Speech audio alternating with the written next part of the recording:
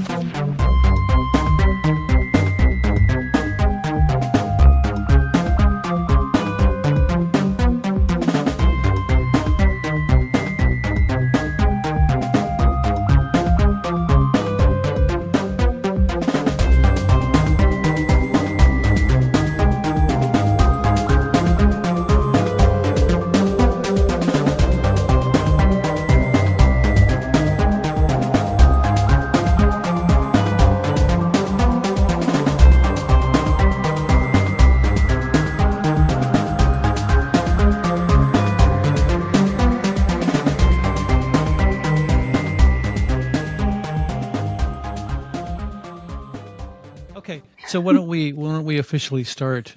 Jerry, why don't you sort of reintroduce us to the topic, and then gradually go into introducing Lynn and what role she plays in all of this stuff, and how both of your research has corroborated these experiences with these entities. Okay, my name's Jerry Marzinsky, and I've spoken to you guys before. Yes, I've spent virtually 45 years studying the voices that schizophrenics heard. And, for maybe 25 of those years, I didn't believe that they were anything but hallucinations or something subconscious or, something wrong. The further I went into it, the deeper I got into it, I saw that they started running repeatable specific patterns. And one of the first patterns were they were consistently negative. They didn't wander from that. They were always negative. Now, if it was a hallucination, hallucinations are all over the place. They're positive, they're negative, they're neutral, they're just all over. There's no way to predict them. These voices run specific, repeatable patterns. Now, the psychiatric mafia hasn't done any research on them at all. They have just, like the Egyptian priests of old, they just went, we hereby declare that these voices are hallucinations because we said so. Yes. They have nothing to back that other than that they look like hallucinations if you don't look a little deeper into it. Mm-hmm. Okay, so I've spoken to them. I've spoken to hundreds of schizophrenics who were hearing voices. We found 23 different patterns that they run that are on my website at jerrymarzinsky.com. And if they're running patterns, they're not hallucinations. Matter of fact, it is the voices that drive paranoid schizophrenia. And if you can make those voices disappear by any means whatsoever, all symptoms of paranoid schizophrenia disappear with them. Now, the psychiatric mafia is not interested in anything spiritual. They don't ever mention it. In all the years I've been in undergraduate and graduate school, they never mentioned anything spiritual. Now, this is a spiritual battle that these people are facing. It's not going to go away with medications. These voices are energetic entities. They're energy. They're like spirits. You can't get rid of an energetic entity with a physical drug. What those drugs do is they just dumb them down like alcohol, where they don't care about the voices as much, or they don't listen to them as much. But very, very seldom do they ever get rid of them. Right? And as long as they're there, they're going to be causing problems. They're also parasites. So if you talk to enough schizophrenics, they'll tell you, after the voices attack, I don't have any energy left. Mm-hmm. Now, when I was working at this large state hospital, I did a kind of a research thing on that and asked scores of schizophrenics, how much energy do you have before the voices come? How much energy do you have afterward? And it was a statistically significant loss of energy on a scale of 1 to 10.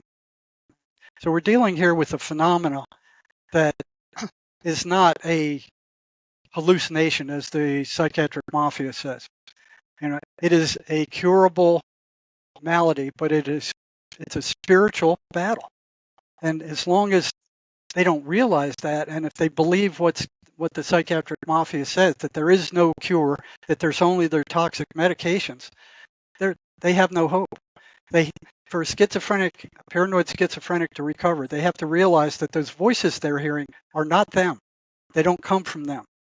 They are a separate entity that is trying to take over their mind and forcing their personality out of the way constantly telling them rotten things about themselves. You're no good, you're rotten, you're nasty, you're stupid, you're ugly, nobody likes you, your parents despise you, you have no hope, why don't you just go kill yourself?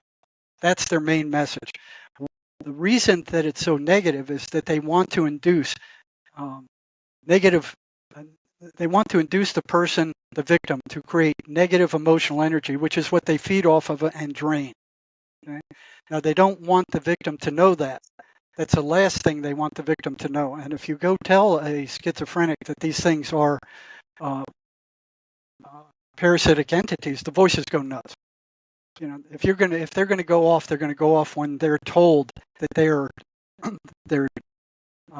not who the person is and that they're parasitic entities. They will go crazy. Now, I've had numbers of patients ask the voices themselves, who are you? What are you? And they would tell them, we are you.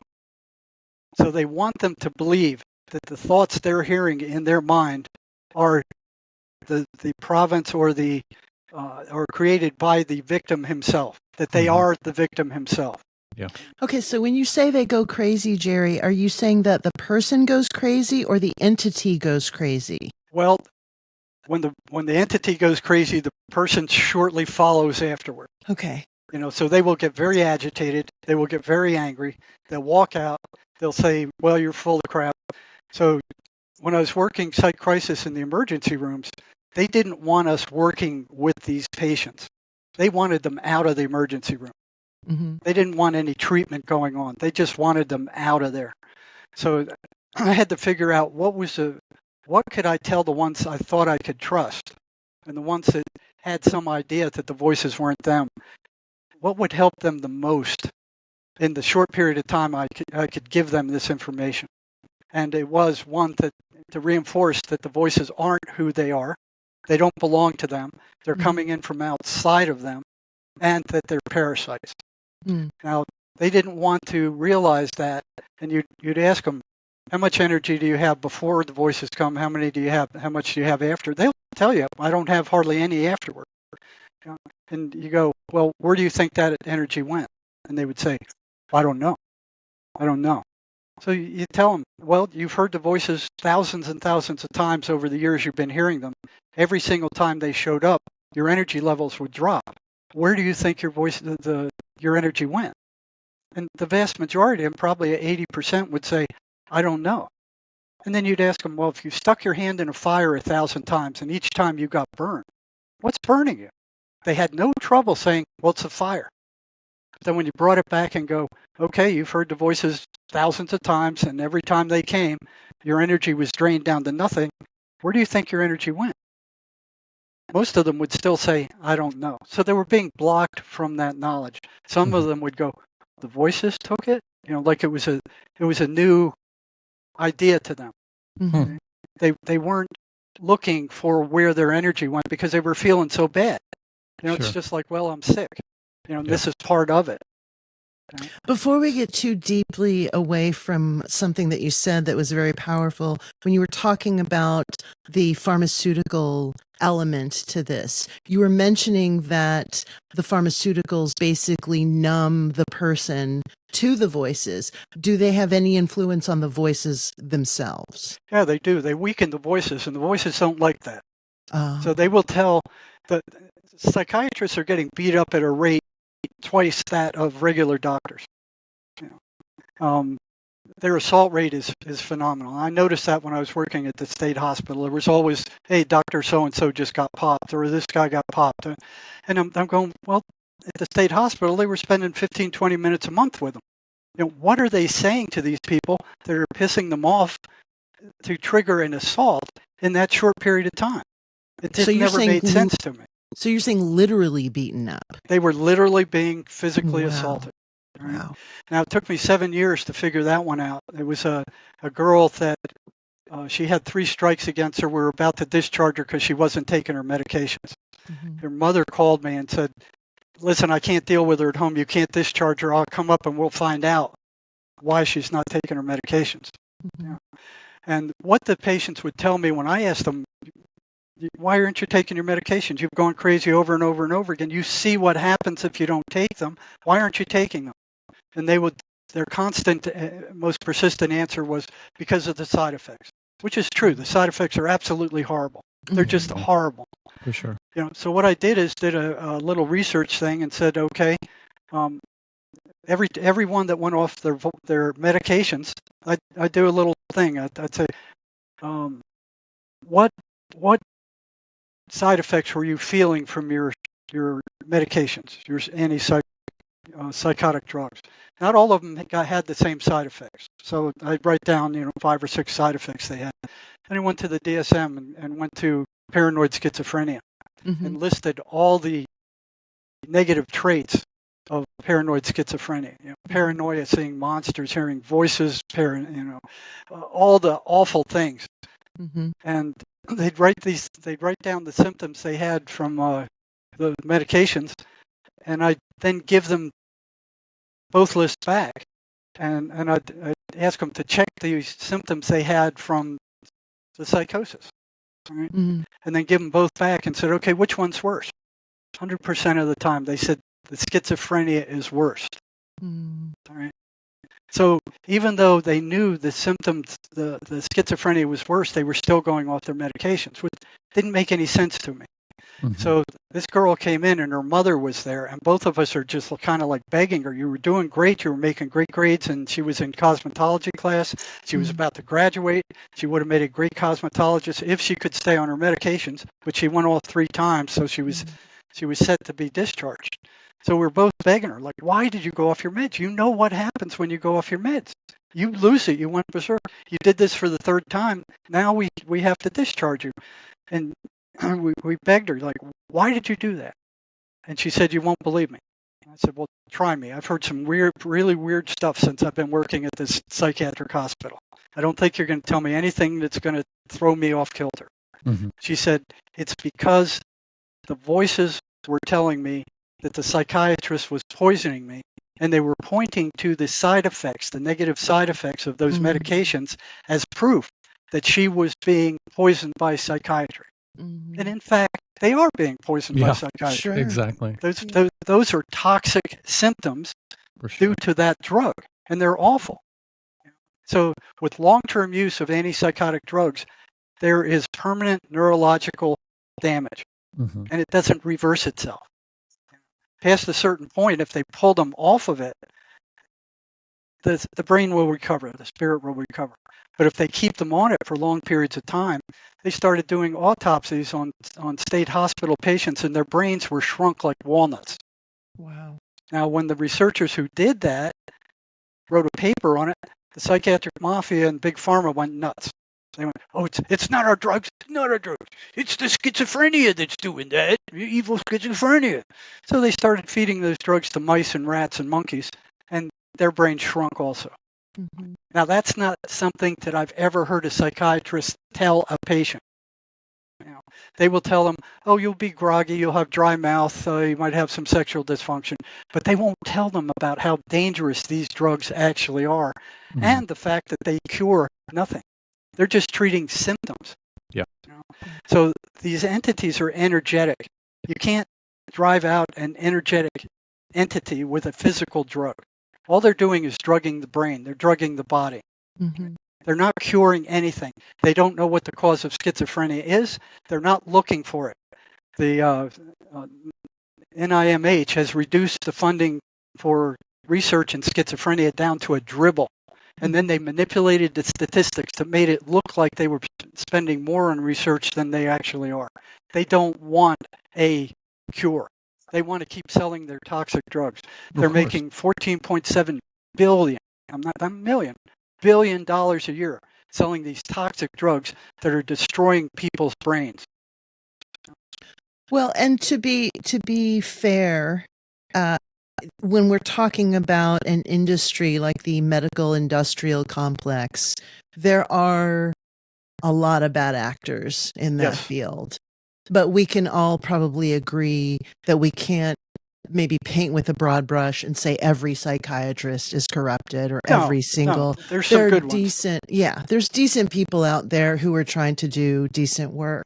But I think the institutionalization of psychiatry and how it has been manipulated and monetized is what has really created this stream of nefarious that's part players. of it too, because they don't want them spending time with the patients. They want them dishing out the drugs and throwing them out.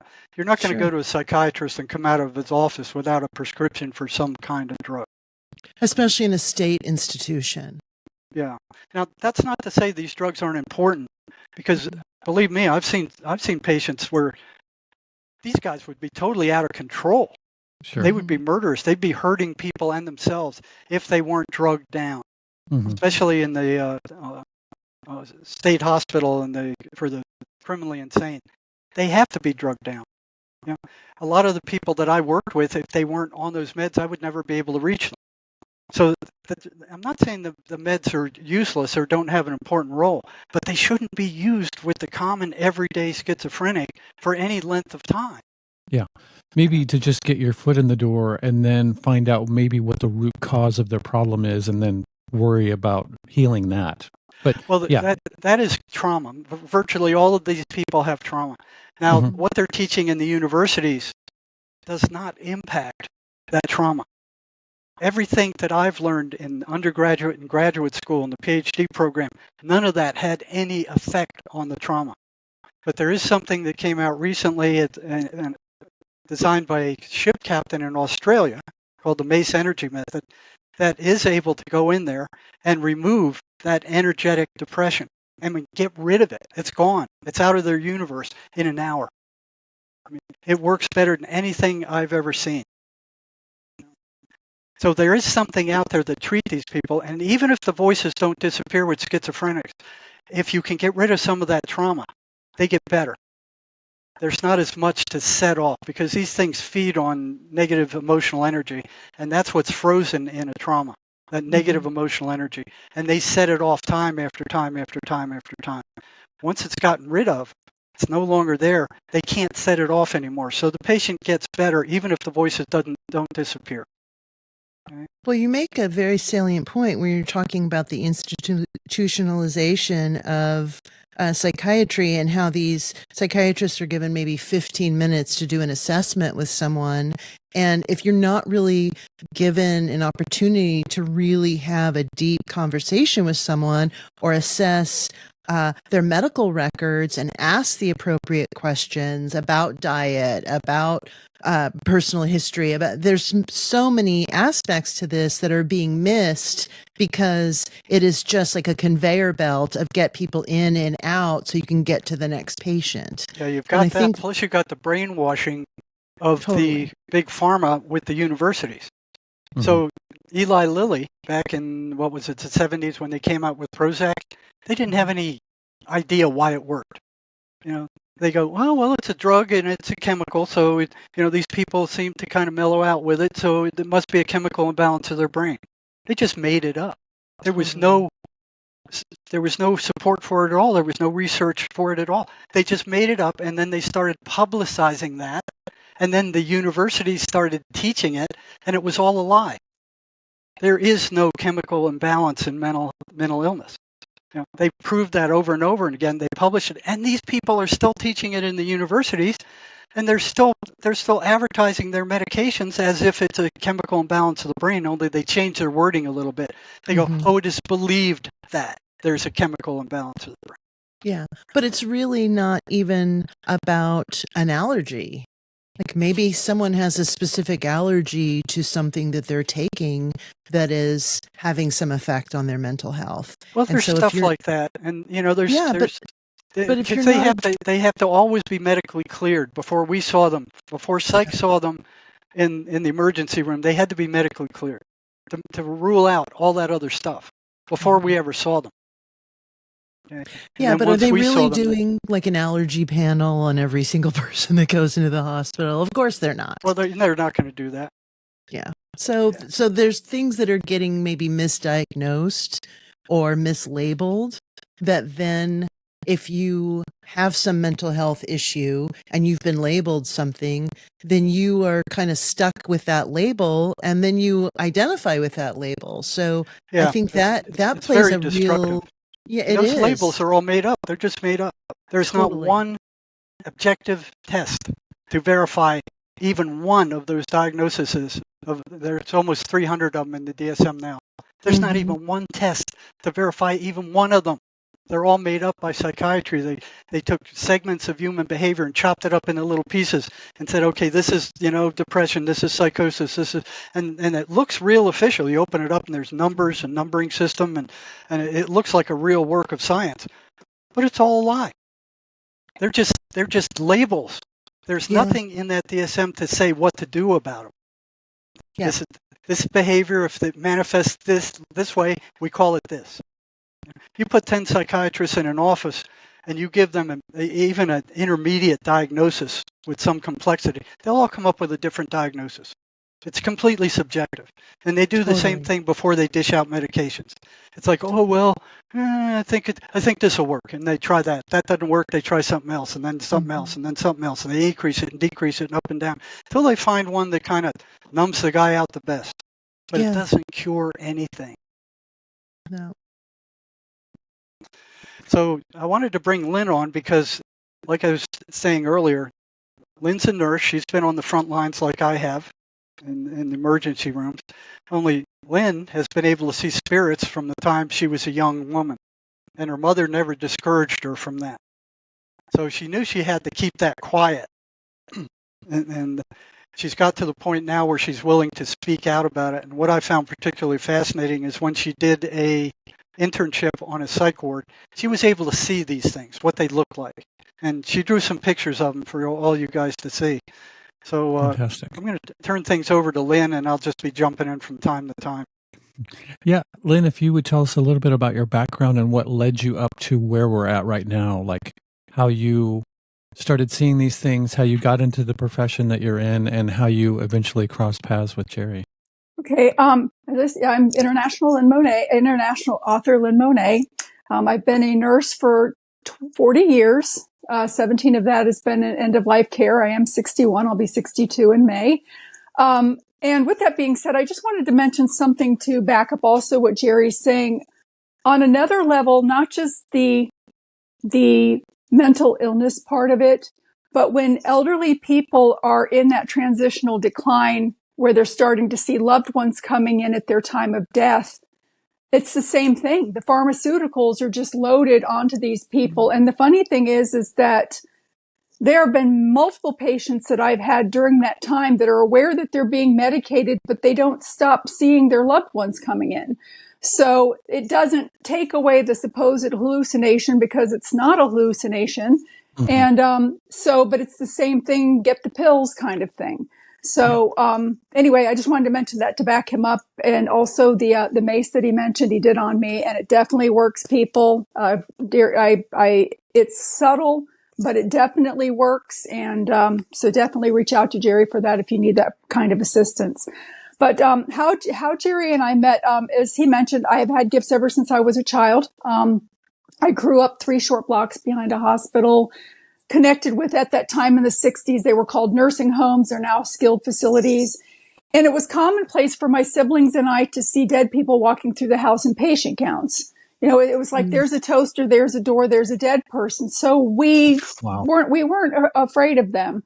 And as things move forward, I'm kind of rushing forward. There was a period of time as a single mother that I purchased a house that was so haunted that I never moved in. It was that bad. I mean, people clawed to the point of bleeding, that sort of thing.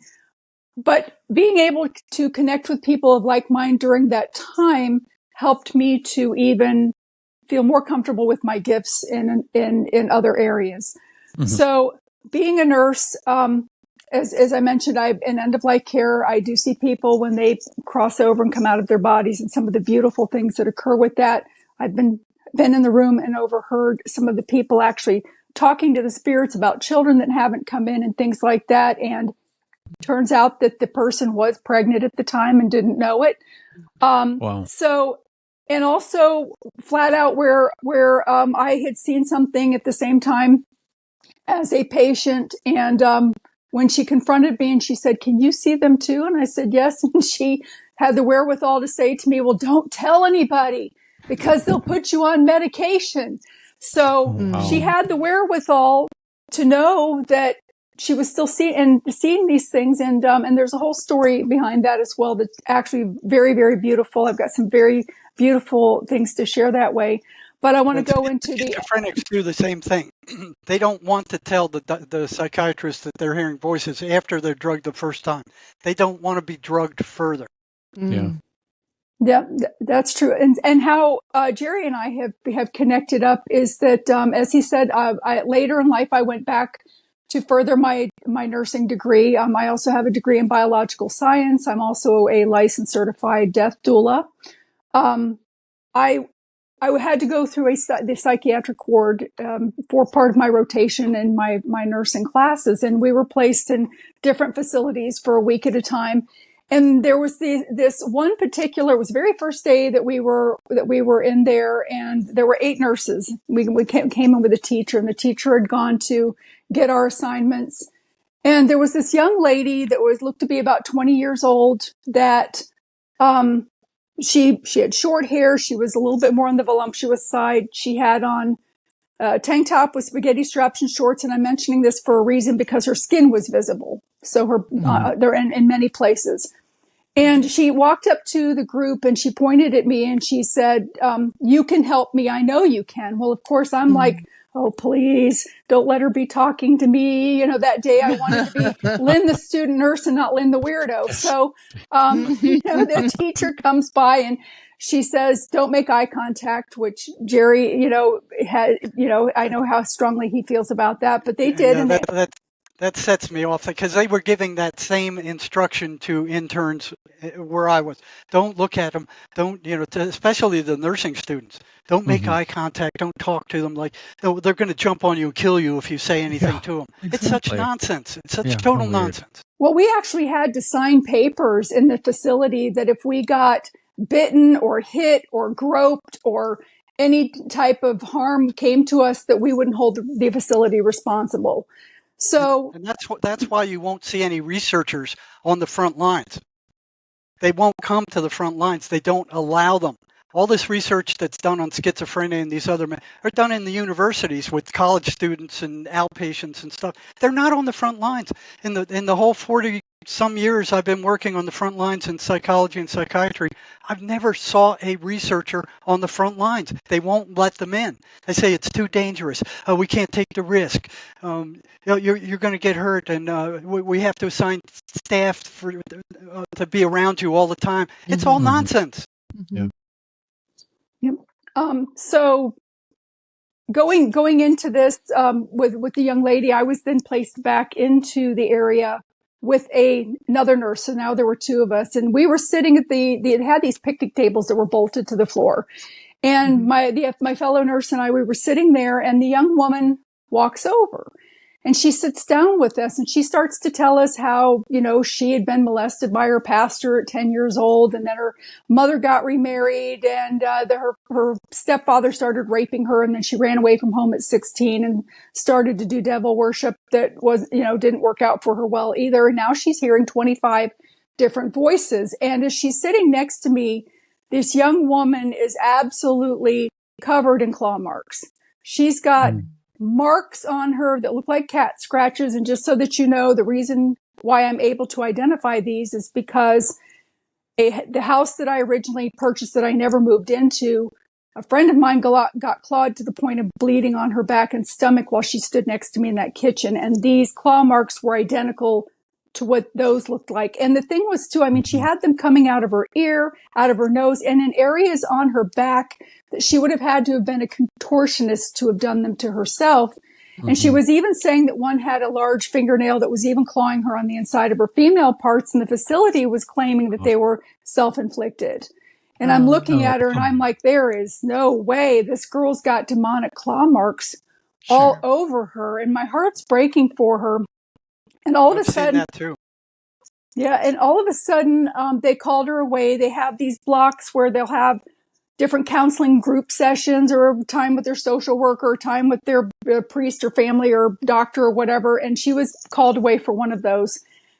And when she got up to walk away from us, she got about 10 to 12 feet away, and I'm looking at her, and on her back, they looked like clustered grapes on both sides, like over each shoulder, clustered grapes about the size of potatoes. And they were kind of misshapen, and some of the faces were inverted. So the eyes were on the bottom, the mouth were on the top. Excuse my tacky little picture, but it kind of looked like this. This is what it looked like on the back of her. Wow. And I'm like, oh my God, she really is hearing 25 different voices. She's got attachments on her. And of course, with all of the trauma that she had been through, that left the what I call cracks in the windshield of her auric field to allow those things, those disembodied souls to connect. So I'm like, she really is, no joke. They're talking in her ear. So she left. And when she came back, I noticed, and I went to her room and I knocked on her door frame, and because her door was open, and she invited me in. And I said to her, I said, look, what I'm about ready to tell you, if you tell anybody, they're going to think that you're crazier and keep you in here longer. But I believe that you are, in fact, hearing 25 different voices because you have attachments on your back. And the thing that resonates with me that Jerry said is about that their demeanor changes, they get irritated when they're confronted that way, kind of thing. And her face kind of just got all disgruntled, and she turned quickly to kind of walk away from me. And in that moment, the way that they were attached at the top of her shoulder, going around the back and tucking up underneath her armpit, but not all the way around.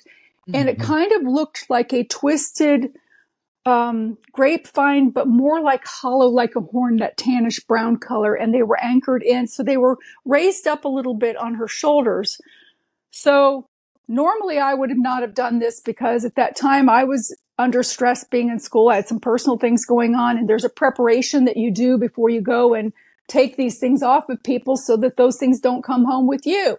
Yeah. Right. So, but I just, in that moment, I couldn't help myself. I just energetically put my fingers underneath, lifted and pulled, and they all started to fall to the ground. I started stomping as many into the ground as I could, and some rolled away over towards her bed. And she turned around, and her face had softened, and she said to me, it felt like you were pulling grass off of my back. I didn't tell her I was doing it. She felt me doing it. So I told her, I said, look, this is a temporary fix.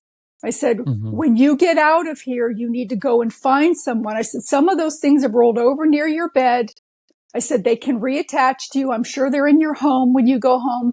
You need to find someone that can help you with this, to get these things off of you and to find, and be protected. And then I didn't see her again. So I take that back. About a year later, maybe a little bit more than a year later, I am in Walmart. I'm crouching down looking. Let me interject here before you move on. Is both of us were taking risks by telling the patients what really went on. Now, had she turned around and went to a psychiatrist and told the psychiatrist what you told her, you would have been in hot water like I was a couple of times. Yep. They don't want to even hear of this. They don't want to hear anything about it. Yep. They don't believe it, and they don't want to hear about it. That's absolutely true. And that's why Jerry and I had to get to the age where we don't give a poop whether they pull our license or not. So now, we had to stay quiet all of these years, and now we're all coming forward because we don't give a flip. So we want the truth to come out so that people can really be helped with this.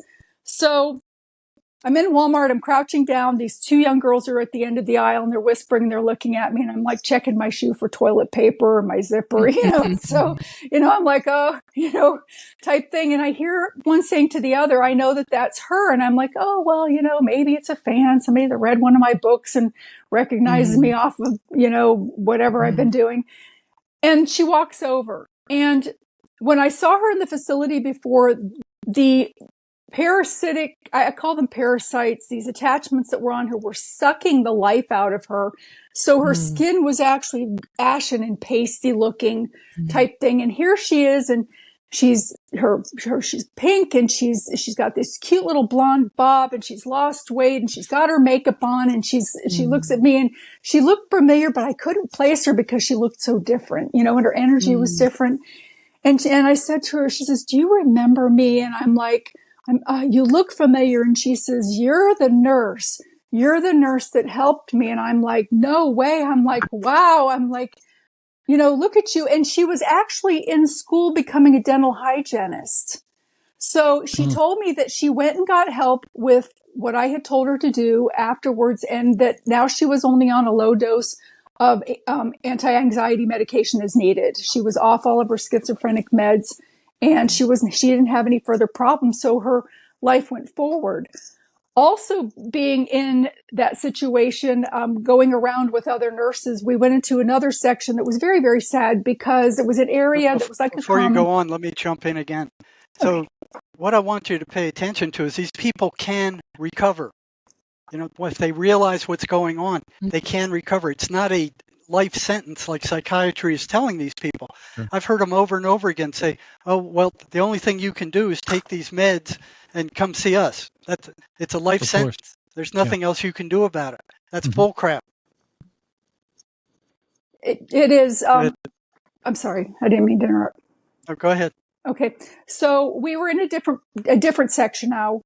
Going through the section, it was kind of a common area where a bunch of people were, patients were walking through, mingling around, watching TV and sitting at tables. And there was this one lady that was sitting at a round table, and she was by herself, and there were 3 other chairs there that were empty. And she's sitting there, and she's talking like there are people sitting with her. Perfect hostess. Would you like some coffee? Would you like some cream in your coffee? Would you like a cookie with that type thing? And the nurse said to the group of nurses that were there were actually, I think, 4 of us in there at that time, "Oh, that's so-and-so, and she's talking to people that aren't there." But I could clearly see that there were, in fact, spirits sitting in those seats with her that she was talking to. So she wasn't schizophrenic. She was gifted. You know what I'm saying? She had the ability of second sight. But of course, I couldn't speak up and say that because they would have admitted me, and I wouldn't have gotten out of there either. So again, that's one of those things where Jerry and I had to wait till we got to the age of retirement. So do whatever you want to me. I don't care. So, but with that being said, walking around the facility, I started to notice that there was a difference between people's attachments with the schizophrenia. Hers were the worst. She had the most of them. Sometimes they'd have a little cluster on one side or whatever. But I started going up to my fellow student nurses, and I'd say, "Hey, by chance, does your patient have schizophrenia?" And they're like, yeah, how did you know? And I'm like, "Oh, I just wondered." But there were these other things on people with addiction that I call archons, and they were either crab spiders or reptilian looking things that would fit on their backs like backpacks. They would anchor at the shoulders, and their feet would anchor at the hip area. And the thing that was very, very distinct about them is that their heads were much smaller than the body, and they had a fin that started at the top of the head and went back to the nape like a shark fin, but it was soft and floppy. And there's a reason why I know this too. So I actually have a drawing of one of the reptilian ones. The reptilian ones sometimes would have a tail that would curl to the side, or a human buttocks. And please, again, excuse my drawing. This was actually my brother's. He had one. He had issues with drug addiction. And this is what would precede him in my house. Before he would even show up, we would know that he was coming, because that thing would show up in my house and would jump on the ceiling. My brother had overcome his addiction, but the difference between schizophrenia and the addiction attachments is that the schizophrenic, these things are like parasitic. They wait for an opportunity. So when a person has had trauma or post-traumatic stress or something, this leaves breaks in their auric field that leave areas open for things like the disembodied souls to attach or other things to attach. Whereas with the addictive type attachments, they are invited with the initiation of the addiction. So one is not on purpose, and the other one is kind of invited, and that is the difference. When a person overcomes their addiction, the archon will detach itself. However, it never leaves their side until their last breath. And the reason why is because they've had a good thing going. You know, the negativity of the, even circling out throughout the family and neighborhood for that matter, if somebody gets drunk and runs into a neighbor's mailbox or tree, the job loss, the divorce, the the abusive nature, the infidelity, the always scrambling for money or stealing things that kind of go sometimes with some of the addictions, create this rippling effect of negativity that these types of attachments feed on, like chocolate. It's their candy. It's called lush, and it radiates off.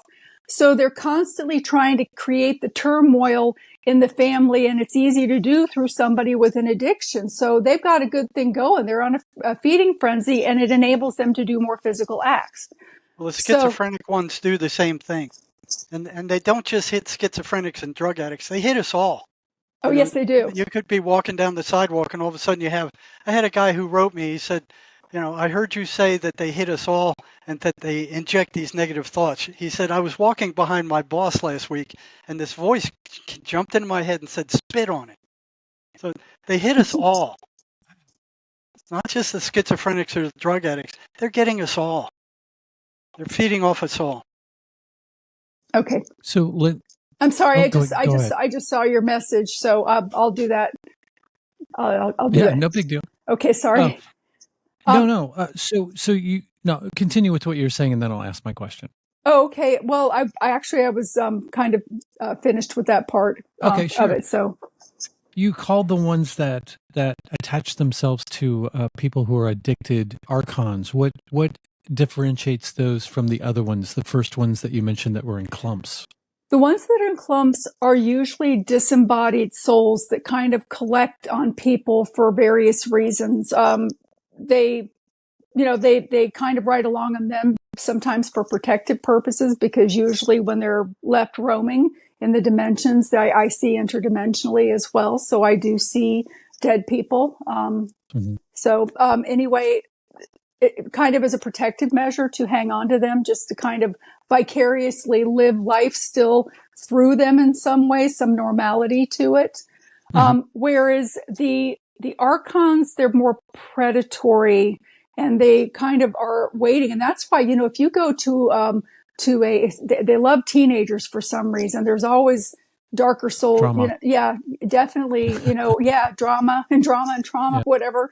But like, if you were to go to a teenager's party or a young adult's like college party, you wouldn't believe all of these things that are lingering in the rooms to attach. And sometimes they're left behind by, say, a grandfather that has passed away, and they're looking for another family member to latch onto, or another person to latch onto.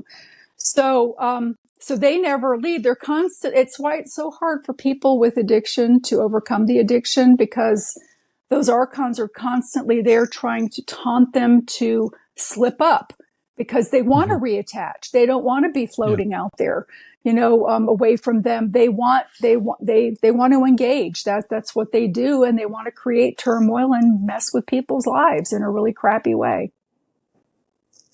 It seems like a lot of drug use or heavy drug use would be perfect for that sort of situation, that sort of parasitism. Like me, I had 10 years of my life, which I call it my 10-year binge, where I was really heavily drinking, lots of blackouts. And I feel like something may have, or maybe some things may have attached onto me during that time, because it's kind of like an open buffet table. If you've got this passed out person, or this person that's so intoxicated, they don't have no idea what they're doing. It seems like an open invitation for anything to come in and just do whatever it is the an hell open they want. invitation. And what normally comes in are dead alcoholics who can't drink in their spiritual form. They can't get drunk in their spiritual form. So they have to jump into somebody who's loose enough for them to get in, and then they demand that the person drink. So that's fucking when heavy. they say one drink is too many, it's that's them demanding that person drink and create the cravings. So it's not just the person who's drinking. It's all these other spirits who jump in. And I've talked to people who actually watch them enter drunk people in bars. Wow. Well, okay, so sorry to interrupt you, Lynn, but I do have a question for you. Are there different types of archons based on the drug or alcohol? Are they all the same? I don't know. I know that there are several different types. And I will say this too. If people can see what I see when you walk into a bar, all of the dead people standing around trying to sniff the drink, and they can't smell it. They still do have senses. It's a memory recall. But I'm not sure. But I know that the crabs are the hardest ones to get off. And I'm starting to try to notice with the addiction if it's crack versus alcohol. Do more of the alcoholics have the reptilian thing and more of the crack addicts have the crab, or if it's just the luck of the draw. Unfortunately, most people have the reptilian thing and the spiders and this new roly bug looking thing that's large, that's kind of diagonal on their back that creates pain. That's another thing. These things can create pain. Some of these attachments. And when they attach to a person that doesn't normally have a drug problem, it can create a drug problem by the person seeking relief for their pain that Tylenol and Advil and even the tests that the doctors are doing, usually it's on the back because, doctors can't, determine sometimes clearly what's causing the pain and they can't deny whether it's there or not. So they'll treat the person for it.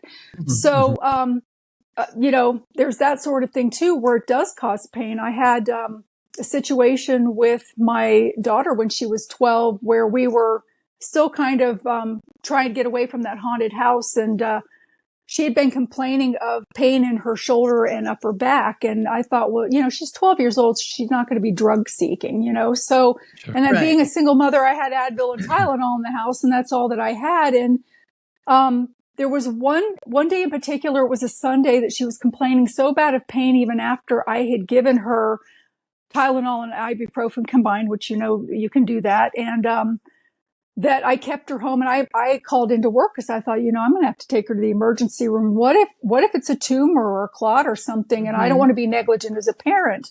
But then she ended up falling asleep. And I thought, oh, okay, well, she must have been comfortable enough to fall asleep. You don't wake up kids when they're sleeping. So I thought, well, maybe if she can make it through the night, I can call her doctor in the morning and I can take her. And the doctor wasn't able to see her until that Tuesday. That particular Tuesday, I was also meeting two people at that house to come to see about if they could clear the house of the two demons and the young man that had hung himself in the house. So on the way to the doctor, we stopped at the house and these two people pulled up and they got out of the car. And after talking about some things, my daughter was sitting in front of the house on this little brick area. And the lady said to me, she said, "Is your daughter complaining of back and shoulder pain?" Even specifically on the side that it was on. And I'm like, well, yeah, I'm thinking, I didn't even mention that. Why would I even mention something like that anyway? And she said, well, she's got an attachment. And I said, well, yeah, she's been having a lot of pain. And the lady says, well, I'm not surprised because it's a big one too. And energetically, the lady did something and she popped it off. She started to stomp it into the ground. And the man that was with her also started to stomp it into the ground. And she asked me, she said, ask your daughter how her shoulder feels, how her back and shoulder feels. And my daughter started to do this with her shoulder. Then she's doing a propeller with her shoulder. And she's like, well, it's not hurting anymore. So it was an attachment that she had picked up in that house. So they can do that as well. And again, it creates an addiction that wouldn't have normally have been there for the person if they weren't seeking relief. Mm-hmm. So what about the spiders? What are the differences of the spiders compared to the reptilian, compared to the roly-poly? The thing that's unique about all of them is they all have that small head with the fin in comparison to the body. The spider is more round. It has the 8 legs, but 2 attach at the shoulders and 2 attach at the hips. I've had people that have had the spider that maybe they have temporarily stopped drinking and it kind of detaches away a little bit at a time, depending on how long the person is off the stuff until it finally gets on their ceiling. But they've talked about seeing the thready legs in their peripheral vision, like even when they're laying down at night and sleeping. And they're like, oh, well, there's this thing that comes to visit me with these these long thready legs that I see in my peripheral vision. And I think it's my guardian angel. So I'm nice to it. And I'm thinking to myself, no, don't encourage it.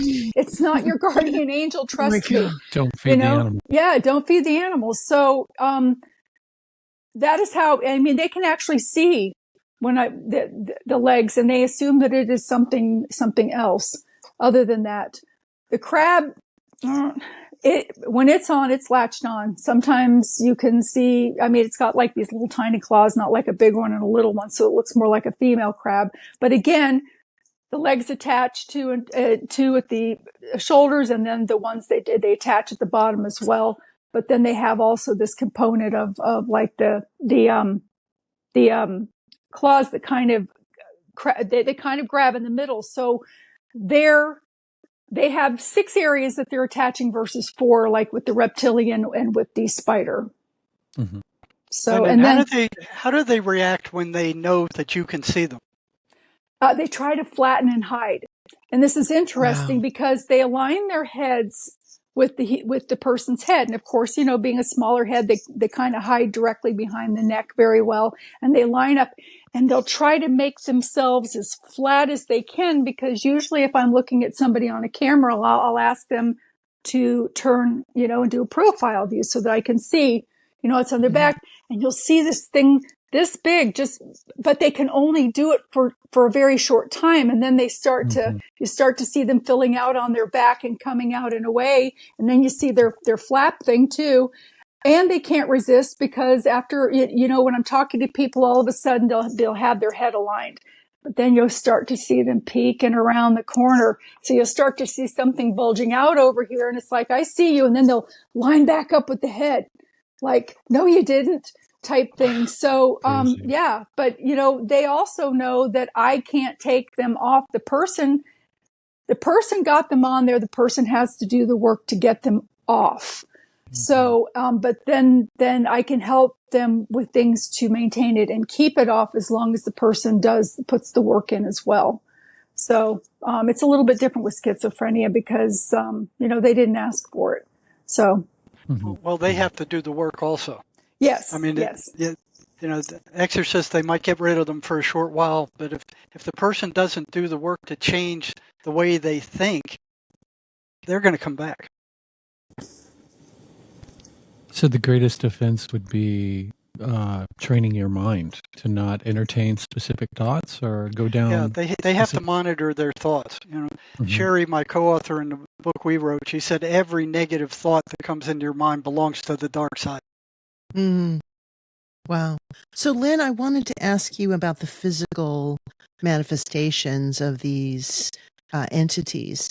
You mentioned this home and scratches on the back, and you seeing similar things with patients. Are there other types of physical manifestations, like with the spider? Does the spider bite? Do you get spider bites on your body, or with the other entities, do any of them also leave some kind of a physical manifestation? With the archons, no. With the attachments from schizophrenia, yes. They can leave claw marks, they can leave bruises, they can leave bite marks.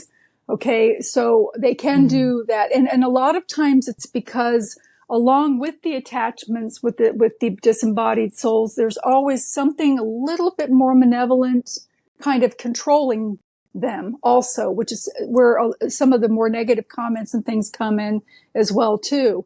So, so I hope that kind of answered your question. Yeah, yes. There's another level, and these lower ones have to give a great amount of the energy that they steal from their victim. They have to pass it up to their bosses or their controllers. So they're basically slaves for these higher, more malevolent entities. That is so true. And I've had them where I got rid of some of the lower ones, and then the big one would show up, and I go, "Where'd he come from?" And the patient said, "Well, that's their boss," and he wasn't going anywhere. He was pissed off. So there's levels to them. There are levels, absolutely, and as there is a darker side to the spirit world, there's also the lighter side, which I made mention with people passing and crossing over and also being overly medicated. I love to share the story, Jerry, if you don't mind, about Edna, the blind lady. No. Because No, this go really for it. brings it home. I had a patient that was totally blind. She had been blind for 10 years.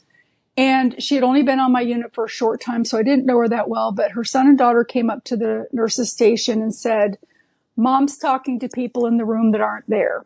Well, she was actively transitioning, so I expected this, to be happening. And so I said, well, let me walk down with you to see if your mama, needs anything to make her more comfortable or to be repositioned or anything. So I was walking down more to comfort them than to comfort her because I knew she was okay. So when we walk into the room, Edna's sitting at a slant and she's reaching up into the sky and she's smiling as if she's receiving something very precious and very delicate. She's very pleased with what she's being given. And I said to her, Edna, who's here? And she says, George. And her daughter turned as white as a sheet and had to sit down. And she said, well, George is my father. She said, and my father passed away, X amount of years ago. And then Edna pipes up and she says, and he's glad that you're taking good care of Pixie. Pixie was Edna's poodle that the son had to take possession of when George died because Edna, being blind, could not care for the dog herself. Mm-hmm. So, but Pixie was still an elderly dog, but still very much alive. And the son told me the story about that. And he said, do you think my mom's hallucinating? And I said, I can't professionally, I'm there in a professional, I'm a nurse. I can't come out and say, no, I don't think your mom, I think, is hallucinating. I think your dad is here. So I had to, I turned it around and I said, well, do you think that she's hallucinating? And he says, well, I don't know. And I said, well, do you mind if I try something? I said, I'm not trying to change your faith or your religious beliefs about things, but in my experience, loved ones do start to come forward to help their loved ones transition over at the time of their last breath. And so I asked Edna, I said, Edna, can I ask George a question? And she nodded her head yes. And I said, what color is your son's shirt? And she said, yellow. He was wearing a yellow short-sleeve Ralph Lauren polo shirt, and Edna was so blind that she couldn't even see shadows or anything. So George told her what color the shirt was, and she was correct. How can a blind person hallucinate? They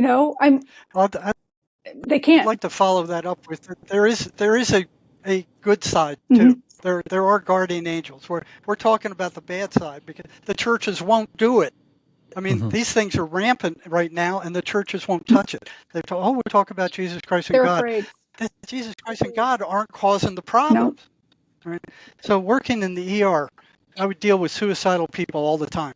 And a number of them should not have made it. There's no way they should have survived.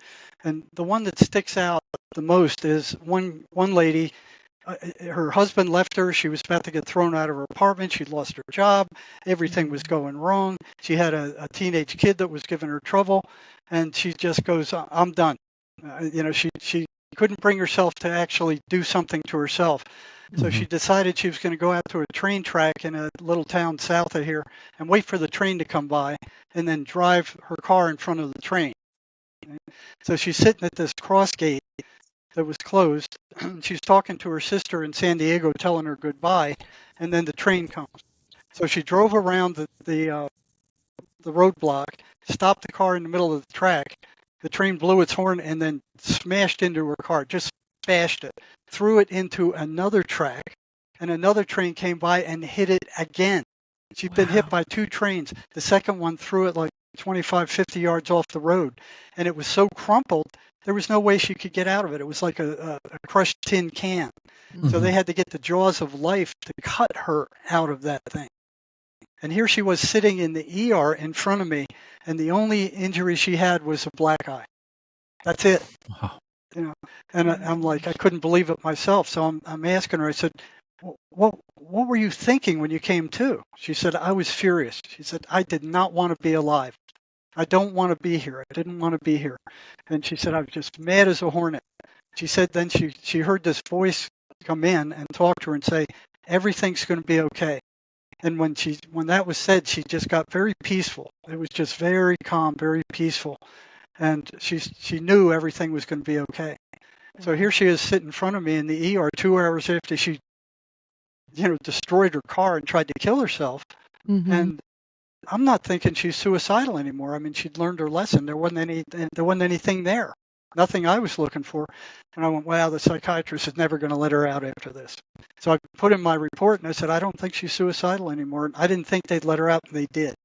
So there were time after time after time working in the ER where something interfered that they should have been dead. One guy had a .357 Magnum with all cylinders loaded, put it to his head, click, put it at the floor, bang, put it to his head, click, put it at the floor, bang, and then he goes, I got it. I mean, what's the chances of that happening? Man. It was stuff like that time after time after time after time. So there are good forces out there that are watching out for us. Sure. And with the guardian angels, you have to give them permission, because they will not barge in like these negative things we're talking about. They have to have permission to help you. You have to pray to them and say, please help me. Otherwise, they got to stand on the sidelines and watch all this crap happen. They can't help unless the person's on the verge of death, like a lot of these people in the ER were. I didn't mean to cut you off there, Lynn. Go ahead. No, that's okay. And it's not giving me an option to silence my mic when you're talking. I apologize. So I'm trying to hold it so that there's no background noise. My dog just came and was drinking water, and I'm like, okay. oh no. I'm like, please. No problem. So I apologize. But Jerry's right. Yes, you do. They love to help, but you have to ask them to help you because of your freedom of choice. So they wait on the sideline and let you learn your lessons. So ask all the time. So anyway, but yep. Jerry, I'm good. Go ahead. I pretty much finished what I was going to say there. Jerry, you I believe it was you that said something earlier about them appealing to a higher authority, these entities. There are a lot of, you hear stories of MK Ultra and lots of voice to skull technology and lots of different ways that the government or the shadow government, whatever organization you want to put in that slot, has ways of manipulating people and making them think that they're experiencing certain things. Do you think that there's any overlap with what you're talking about, what both of you are talking about? Well, I wouldn't think that those things would be parasitic, the voice to skull thing. Yeah, sure. They don't have a way to pull that energy out of that person. Also, the schizophrenic voices, if you go to my website, there's a list of 23 patterns that they run. Okay, the voice to skull wouldn't be the same unless these guys got hold of those patterns and mimicked them with the people that they were tormenting. And that's one reservation I had about putting out these patterns, is that if these evil suckers got hold of them, they could actually mimic real schizophrenia by mimicking those same patterns. Yeah, I'm wondering too. I mean, if something like that could be done on a wide scale with this technology, I mean, that could explain a lot of the craziness that's been going on, especially in the last 3 or 4 years. But yeah, I don't know. Or they're working in concert somehow. Who knows? But you both are pretty firmly established in thinking that they're of a supernatural origin. Oh, I have no doubt whatsoever. None. Zero. I concur with Jerry. Absolutely. I mean, I can see them. Of course, I know that they're of a supernatural, and like you said, there's a combination deal right now. There's so much other baloney going on with AI and all of those other things too. You've got getting crop dusted all the time with chemicals, with planes going over and things like that. There right now in the last 4 and 5 years, there's a mix of a whole bunch of things that are adding to it. But with that being said, it doesn't take away from the fact that a lot of it has been supernatural for decades and decades, and the other part is just kind of adding to it. You know what I'm saying? In the sense of the chaos and the balance. And as a matter of fact, some of the stuff that they're creating, these things are also feeding off of, which makes them stronger and able to do more physical acts. So, yeah. And if you look at those patterns that the schizophrenics hear that I published on my website, and then you listen to the garbage coming over the TV, there's a one-to-one correlation. It's the same stuff. What's going on with our leaders right now, Biden and Harris and Trudeau and they're nuts. Just fill in the blank. They're certifiably crazy. You look at the symptoms of these patterns, they're following all of them. Except they've clawed their way to power and they're not willing to let it go. Yeah. I am curious, Lynn, about this generational mesmerism, we could maybe call it, that it seems that some of these energies are inhabiting families, so they can jump from person to person. Now, are they capable of spreading, meaning like calling other entities or other energies to a family? Usually the chaos that is created how can I explain this? Usually the chaos that is created that they have the person create in their life is enough to keep them there, and other ones can attach from otherwhere. I mean, it doesn't always have to be family from the family. I can't say that other word correctly. Yeah, familial, because I mean, some of these young kids, they hover in these parties and kind of wait to collect and attach too. So I'm not sure if that's one from their generation of family, because you figure with alcoholism or drug addiction, there's codependency, there's a whole range of dysfunction that goes along with it, sometimes abuse and things like that. So they tend to hover in herds in those sorts of situations. I don't know that there are like baby archons born, but they are archons that are on standby to attach. And a lot of times, like when my son would bring over some of his friends, and I knew that some of their friends were, smoking a little weed, doing a little, stuff. And I'd noticed that they would have on their backs these inverted, well, they weren't inverted. They looked like horse hooves in 4 areas located on their back, but not like the bottom of the hoof was facing outward, if that makes sense. So it had the area that was larger. Here's the back, and the area that was larger, like these anchors that were starting. And I told a couple of his friends, I said, look, if you don't want to have a permanent addiction and have something follow you for the rest of your life, you need to curtail what you're doing right now because you're set up for it. And I know in your family, that sort of thing, goes on. But if you don't want to be that, this is your time to shift it. You have the choice right now to either have that invade your life or not. Well, some of them took heed and some of them didn't. So that's how that kind of gets set up as well. So, yeah, but what I've seen with schizophrenics, the schizophrenic mother or father will create the conditions in family members, in the sons or daughters, or even the wife, for them to move in by the way he treats them. Wow. Okay. Wow. So I remember talking to one where his mother was psychotic, and he was doing everything he could to help her, but he finally had to move out because he started hearing the voices also. Sure. Wow. Now, 2 things, I'm sure Lynn is aware of these things too, is one is meth is a devil's drug. I mean, meth will open you up and they will just jump in there. Yeah. Okay. The second one is Ouija boards. Ouija boards are very, very dangerous. They're not toys. I've talked to prisoners who had been infested with voices that went from the Ouija board, that's the same one they were talking to on the Ouija board, to them hearing it in their heads. Wow. Ouija boards are not toys. They're very dangerous. I totally agree. I pass them in Walmart. I want to take a torch and just torch them all because they're not. They open portals and they allow things in that aren't supposed to be here. They do, and the thing is people think that it's a game, and once those things are in here, they don't leave. So, and they don't know how to close the portals.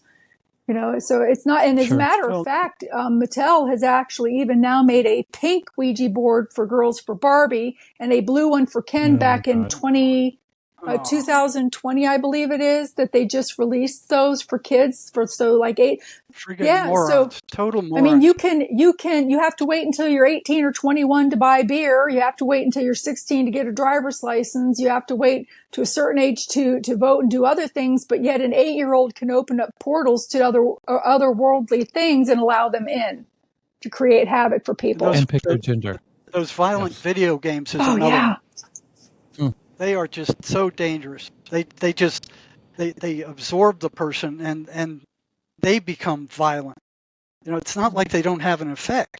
They have a very nasty effect. You know, they teach violence is the way to solve all your problems. Well, it's also a way to desensitize someone and erode empathy. Yes. Yeah, they do that too. It must be an easy sort of situation for these things to thrive in a society like ours that, for the most part, is pretty spiritually bankrupt. Yeah. So we don't even realize, I don't really count myself in with this, but most people don't even realize that stuff like this is even on the menu, much less that you might be on their menu. Exactly.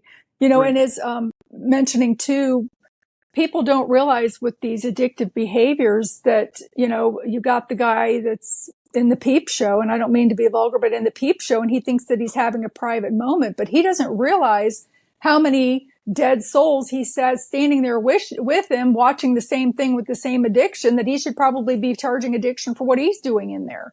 You know, I mean, they follow these things, and it's man, if they could see what I see, they wouldn't touch the stuff.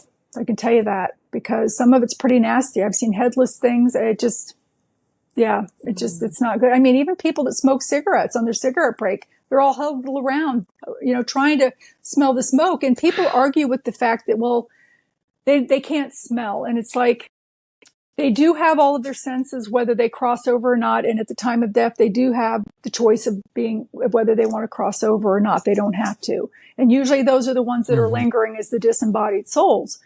But the thing about it is that it's not that they have an olfactory nerve smell. It's a memory recall. And if you've ever been to the ocean and you've smelled the salt spray or popcorn for that matter, if you are in a room with neither and you think about the smell of popcorn or the smell of the ocean, you can smell it.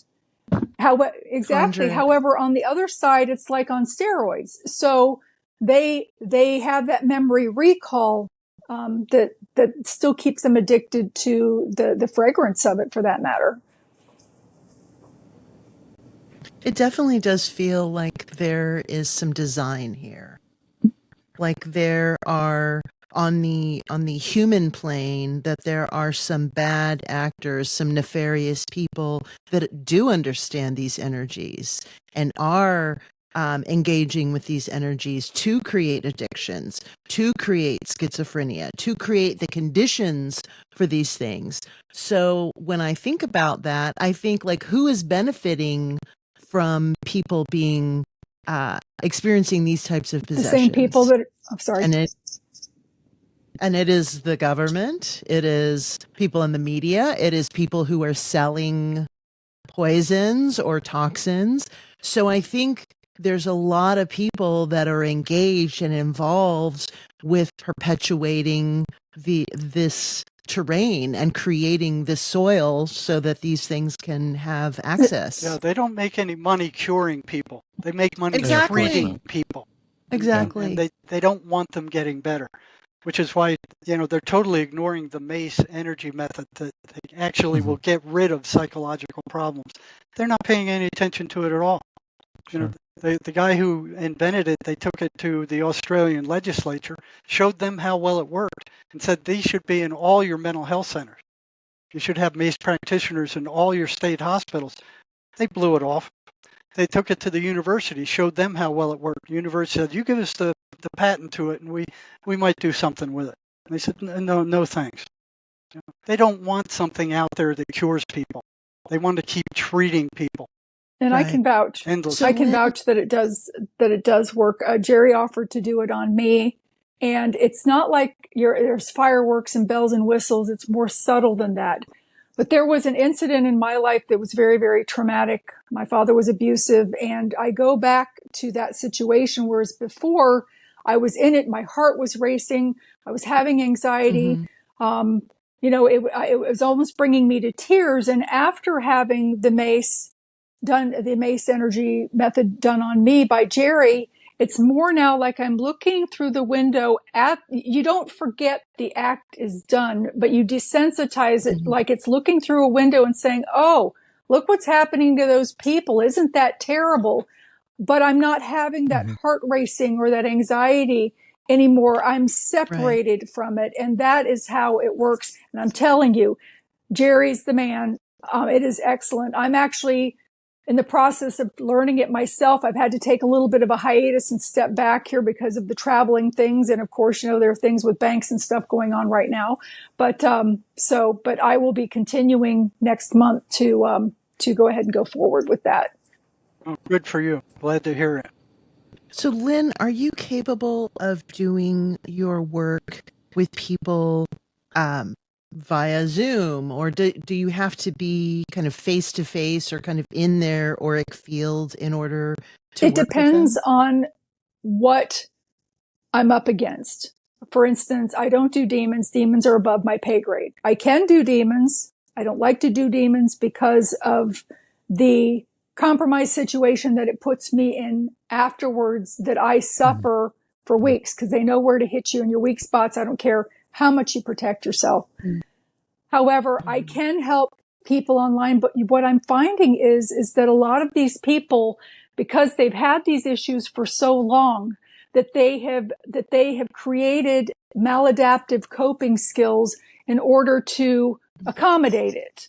So when I actually help them with removing the entity, the attachments from them and help elevate their energy in that sense, they then need to go see Jerry and get the other part fixed. With the combination of that would be wonderful. But instead, they are more comfortable with what's familiar than going forward. And they kind of dip back down into that dimensional area where, the bottom feeders, where the bottom feeders are, they kind of dip back into that and they engage with the attachment again. So, and then other ones don't. They'll hit the floor running and they'll go for it and they'll be like, I'm good. So it depends on where they're at with their own journey in life. Some of them, they like the attention that they get, from even going and complaining about it to people. So, even though that's hard to imagine, that some of them want the help and some of them seem to want the help, but really don't.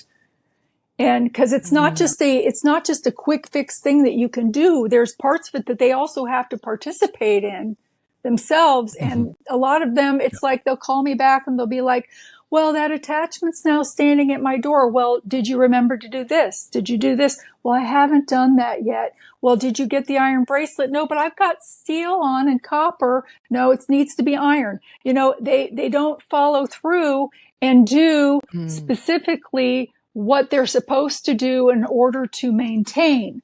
So, and then, and like I said, I get the call back of, oh, it's back, or it's here, or it's standing at my door breathing. So I'm very, very careful as to who I do it for. Now, I'm also looking to maybe give some classes on how people can help themselves. So once they've had that information given to them to help themselves and they have accomplished that, then they can come to me and I can help them with the leftovers of that. But they need to make that initial attempt and, to show that they're earnest and that they really want to be free of some of the attachments that they have. Yeah, they have to want to get rid of them. Now, MACE can be done online over Zoom. In an hour, major stuff can just be gone. And it's out of the person's universe. It's no longer there. And do you do that online, Jerry? Do I do that? Yeah, I work exclusively online. But, anybody listening out there right now, rather than go to a psychiatrist and get yourself drugged and poisoned with these toxins, please go to causisminstitute.com. It's www.causism, CAUSISM, institute.com. go there first. It'll tell you about it. There's a whole list of practitioners there you can engage with. And it's much less expensive than going to a psychiatrist and paying for these drugs that only dumb you down and just treat the symptom. This stuff gets at the cause and gets rid of the cause. The only thing I've seen in my entire 45 years of working in mental health that actually works. I agree. Yeah, I totally agree on that. So I had this experience that I've been kind of bandying about whether or not I was going to talk to you both about it, but I feel like this is the time to do it because I need just to share this with you, and maybe you guys would have some insight about what happened. And the beginning of the year, I have just graduated from university with my bachelor's degree in psychology. And I took a 32-year gap year between starting school in my teenage years and then finishing as an adult. Yeah, but I finally finished. We have talked to lots of people who are in the psychedelic space, who work with psychedelics, who work with people who have mental health issues, PTSD, complex PTSD. And I have had my own struggles with mental health issues throughout my life, generational mental health issues that I share with my family. And in January, we had someone on the show who was talking about DMT and having DMT experiences. And so I was kind of in this critical, pivotal, burnout stage of school, like really kind of because of what you were talking about, Jerry, just dealing with people who don't want to really know about any spiritual aspect of psychology or psychiatry, really not interested in looking into any type of training. So I had a lot of issues with that because I was doing that type of research. I did too. So I decided to do DMT. I did it in a very unceremonious way, and it was a extremely frightening experience for me, terrifying. In fact, like if I think about it, like I can literally get chills because it scared the shit out of me. I didn't do it in a reverent way. I didn't do it in a reverent place, and I think that something piggybacked with me when I came out of that experience. It was a very quick experience. As soon as I went into this other dimension and everything changed visually, this was not this world. I was in another world. It was so terrifying that I kept saying over, I want to go back. I want to go back. I want to go back. Like I wanted to come back to this consensus reality. And so it was maybe 5 minutes that I was in that alternate space, and then I came back. After that experience, that was in January. It's now August. I've probably gained 60 pounds. I've had some serious mental health issues, depression, just really, really feeling stuck and not in a good spot. So I guess what my question is in sharing that with you is it possible that when we go into these other dimensions and these other spaces that we are bringing something back with us, even if it is only for a moment that we've been in that space? Yeah, that's possible. I agree. It is possible. And you know, if you're schizophrenic, you don't want to touch any of those. If you're mentally ill, you don't want to touch any of those kind of drugs. DMT, LSD, none of the hallucinogens, because it's going to be a bad trip. Well, through my history, historically, as a teenager, I experimented with psilocybin, with cannabis, with LSD, with all types of psychedelics, and I never had a bad experience or an experience where I felt like something had come back. But in this experience, like it's almost like I got sucked into something. You were baited. Some cocoon. Yes, some cocoon or some, and I've been trying to figure out how the fuck to get out of this space. And the reason I'm asking you both this in earnest is because I know that this big psychedelic movement is happening right now, especially here in the United States with the legalization of psilocybin and this introduction of DMT and these other substances into psychiatry, and those being used as an adjunct to talk therapy. So I think that that's where some of my concern is that this happened to me in a very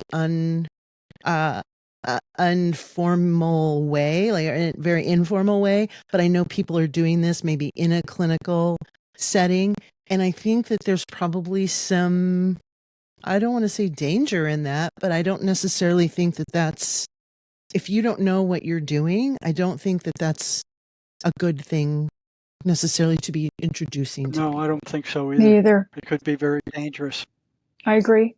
Absolutely. And, sometimes too, we're baited. There are otherworldly things going on right now with some of the dimensional changes that are occurring where the third is coming in with the fifth. And these things are baiting so that they can keep you anchored in the third. And when you go into a meditative state or whatever it was that you were doing in order to go, you went down instead of up. Normally you would go upward where the things are not like that. But every once in a while, all of us have had our time where we've kind of gone a little bit lower than we've meant to. And it's kind of, and you have to fight to bring yourself back up. But right now, people that are going to make a difference in this world, like yourself, they know your future and they will bait you to go downward in order to start to have some of the problems to negate you from meeting your goal and to helping people for that matter. They'll try to knock you out. Exactly. That's exactly right. And it sounds like you were baited.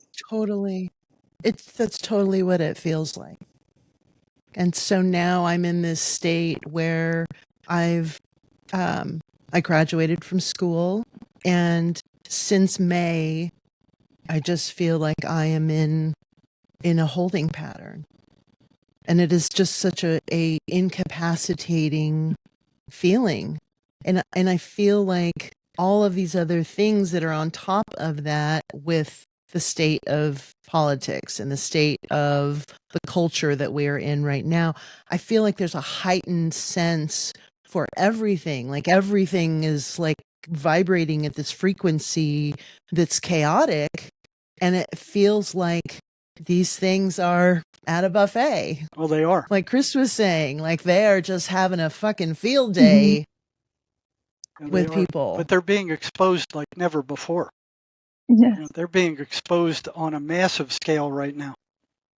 And it is creating a lot of fear porn. And the thing is energetically, our thoughts matter and our speech matters, and what we put out comes back. And when you're thinking it and you're speaking it, it's like a double whammy.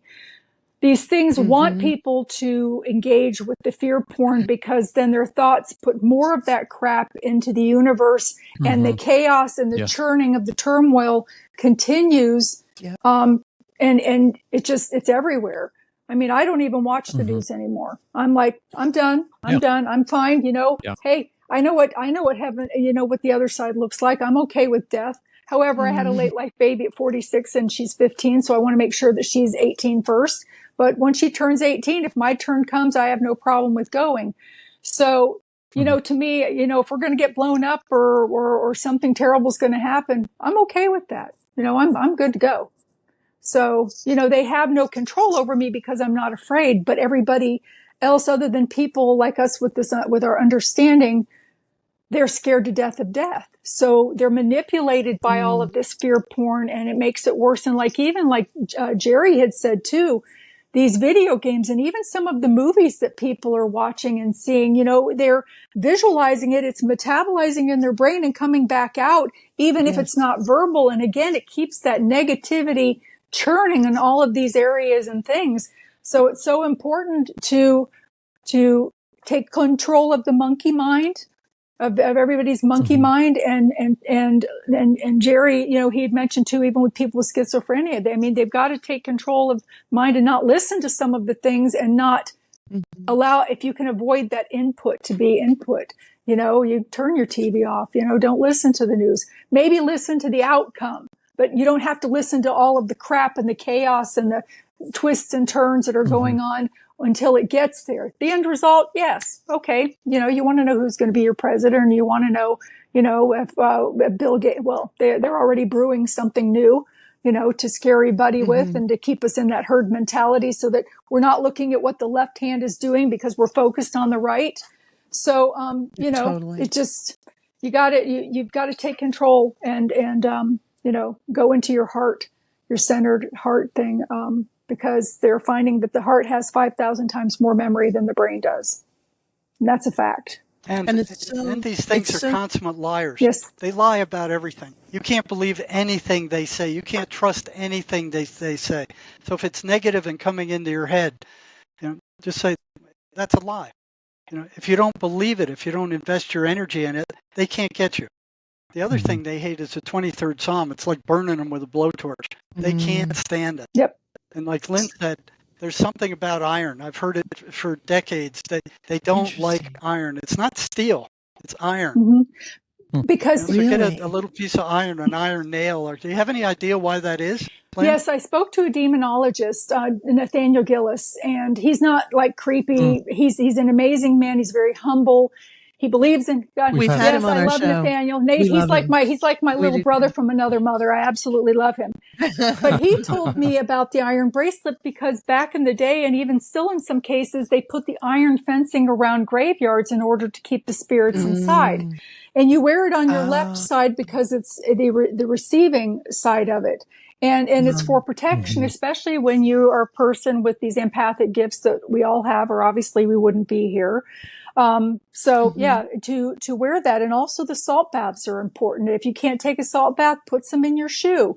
If you only have a shower, and it just has to be like 6 grains. It needs to be Himalayan salt or sea salt. Those are the best ones. Just 6 little grains in your shoe. If you're wearing sandals, put it in your pocket. If you're in a bathing suit, take one of those round Band-Aids and stick it on your butt underneath your bathing suit where nobody's going to see it, so that you have it on you, because the everything is energy, and the energy with the salt connects in with your auric field, and it creates this protective barrier. So like you're walking around in a salt bath all of the time. And if you keep your auric field whole without cracks in the windshield, the things will rebound off of you and they won't be able to attach, if that makes sense. So in the case of like, some people that are having mental illness and things like that. But, if you want to reach out to me, I can give you some things that you can do professionally, favor to you type thing. And definitely the mace energy thing with Jerry would be wonderful. But there are certain things with smudging that they don't realize they start at the left of the door, and to use dragon's blood in the case of something more malevolent than sage, because the sage just tickles it and pisses it off. And then you've got a whole nother dimension with otherworldly things, with even the elementals and fays, of which I wasn't my forte, but I've been thrown into that recently. And I actually have pictures of them. So I do. I have pictures of night fae. I have pictures of bogarts and things like that are on a property that I own that I considered enchanted. That's a whole nother show. But anyway, we're dealing on many levels with many, many otherworldly things. And, the schizophrenia are the ones that they hit the hardest and the worst. And that's why I'm so thrilled that Jerry has been such a trailblazer on this. And I'm so in awe of him, and I'm honored to have, met him, to even be included in a part of this. And he has validated me so much. And I really, really appreciate it. So thank you, Jerry. You're more than welcome. Well, it's amazing that you mentioned the visual aspect of this, because if you look at Hollywood loves horror films. loves the serial killers, loves these very, very dark, negative tropes. And I think one of the reasons that I'm not really attracted to those types of movies is that there's that saying, the body keeps track. Like the body is taking notes of everything that you're putting inside of it, whether that be food or visual image. And I think that energy that we're talking about when we're talking about this loosh is this very low frequency energy. So these things are looking for the lowest frequency energy, that gotcha moment where you do the jump scare. That's like basically giving them a little blast. That's their chocolate energy. That's their candy. Yep. They love that. And they will trigger that if they can. That's their purpose. Absolutely. Absolutely. Wow. And it can really mess you up. I mean, and people too that go around that have spirits in their houses and they think that they're innocent. And maybe it's the little old lady that died in the house, but still you shouldn't have them in there because they disturb your sleep. They make you feel tired. They give you brain fog, and then all of the snowball effect of what happens medically if you don't get good sleep. And if you that sort of thing. So, it's not good to have spirits in your house, period. Anyway, you need to have that be clear. I'm not sure how long we're going today. I just want to say this. I have a show to be on at 8:00. So I have to be in the green room at about 10 minutes to 8. But please reach out to me. You can get my information from Jerry and I'll be happy to, and again, mine complements what his does. His is always first, really, to have that inner work done. And then I just kind of take care of the outer and I can do some finish up that way if there's anything stuck on the outside, but the internal stuff is fixed. But usually once the internal stuff is fixed, he elevates your energy. It elevates automatically. And I wanted to say something too about the heart having 5,000 times more memory. You're right. It's not the brain that's recording it.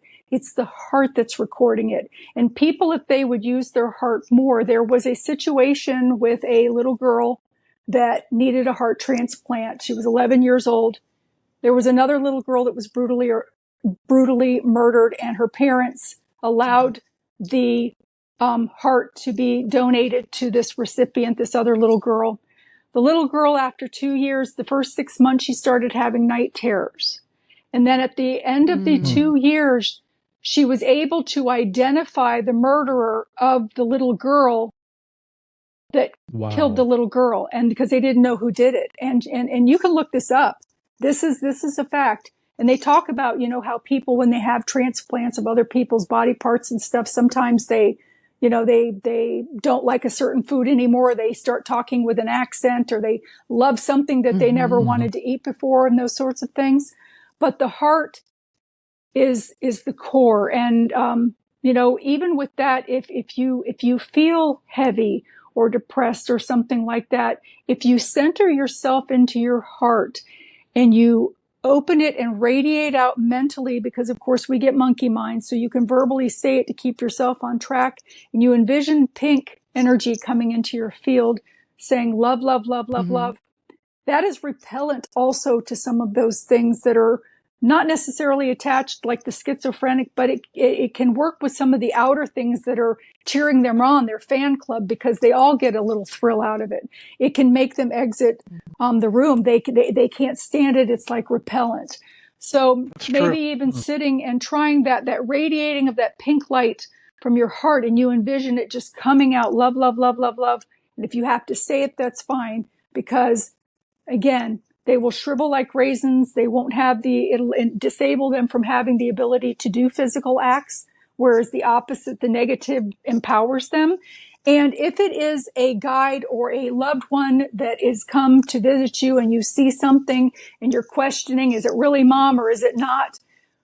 If it's really mom, they relish in that. If they have crossed over and they're coming back for a visit, and they relish in the joy and the love. Whereas the other things that might be mimicking mom or showing up as a child, they they can't stand it and they exit quickly. So that's how you know, in this day and age where they're trying to bait people like yourself, but they try to bait you to keep you anchored in the third. This is a way to determine whether you are talking to someone that you really think you are versus someone that's mimicking that person, because there's an invitation factor that goes with it, like the black-eyed children, where you have to invite them in for them to be able to stay. So if they present as your mother or as a child or, you know, something like that, you'd be more apt to be like, oh, it's just mom, or, oh, it's just a little girl, and you would let them stay. And they really need to not do that. So when in doubt, radiate love into the room and definitely see if it makes a difference. Yeah, they can't stand it. In the house, do you recommend this in the house, like in the room where this happened? Does it matter where You know I what? do it?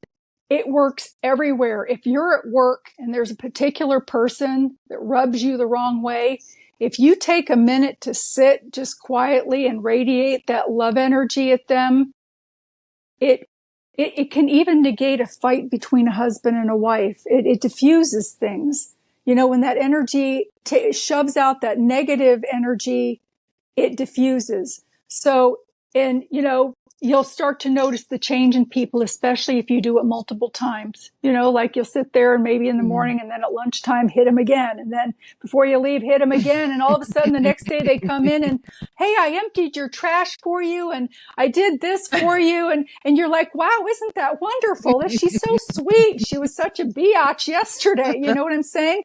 It really, no, I'm serious. You know, try it. You'll see. You'll see it totally, that energy, because everything is energy. Like Jerry and I have been trying to say in the medical fields, they overlook this so much, but that energy, it interplays and love conquers all.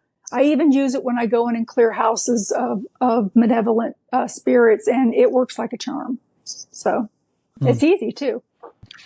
And I can tell you that the psychotic voices can't stand it. They cannot stand being sent love. So we've got about 15 more minutes to go. You've got to leave in about 5-ish minutes. Yes, I do. Right? Okay. Before you go, I want to make sure that you tell the people that are listening and watching where they can find you and your work. Okay. I just recently did a show on Beyond Belief for Gaia with George Norrie that was released about 2 months ago. I'm very, very proud of that. Cool. I am with Cisco on Journey Through the Gate every Sunday night right now for a series, and then it'll be the last Sunday of every month. I'm going to be doing 2 Tuesdays a month with Aquarius Rising Africa on Tuesdays. Also, I'm doing various events. I'm doing one in Georgia actually 2 in Georgia and 2 in Virginia coming up here in the next coming months. I do have a website, www.lynnmonet.com. I can be reached there. There's an area that you can email me if you need. I have multiple books out. They're on my website. I've got Omnipresent, which is going to end up being a 5-book series. Colors of Heaven, which is about death and dying. It's very beautiful. Hopefully to take the stigma of death and dying away. And The Gap, which is a whole nother thing for teenagers and stuff like that about making good choices in life. You can purchase my things through Amazon if you wish. However, if you buy them from me, I will personalize them for you. And they're a little cheaper. And so, you know, and Soros doesn't get any money. Yeah. But, you know, and I'll be happy, you know, to do that for you because they really do come directly from me. So, you know, reach out to me that way or look me up on YouTube. I'm kind of all over the place. So, yeah. Thank you for having me. Jerry, thank you for inviting me as well and having, you know, creating the opportunity for this to happen. So, and it's a pleasure. And definitely, Hunter and Chris, reach out to me if you need, and I will gladly walk you through some things that might be helpful. So anyway, I'm going to go ahead and exit if that's okay. Thank you. Okay. Of course. Thank you. Many blessings. Thank you so much. Wonderful. I'm sending you love and light from my heart. Fantastic to meet you. Absolutely. Thank you so much. I'll take it. Yeah, I've got you, girl. I've got you. Okay. Thank you. Thank you Bye-bye. so much. Bye. Take care, Lynn. Bye. Bye-bye. Bye-bye. Good to meet you. Okay. Well, you guys have any final questions you want to ask that I could answer for you maybe or no? Do you have something? I have something I would like to say, but it can be at the very last thing. If you have something that I am just curious about where you're at right now in your career. Are you still seeing patients? Are you still working uh, within the confines of like a state institution, No. or do you just do one-on-ones? Yeah, I'm just doing one-on-ones. I see 2 people a day. That's all I want to see. That's enough. Fantastic. yeah, It can be sure. done over Zoom. Mhm. You know, Okay.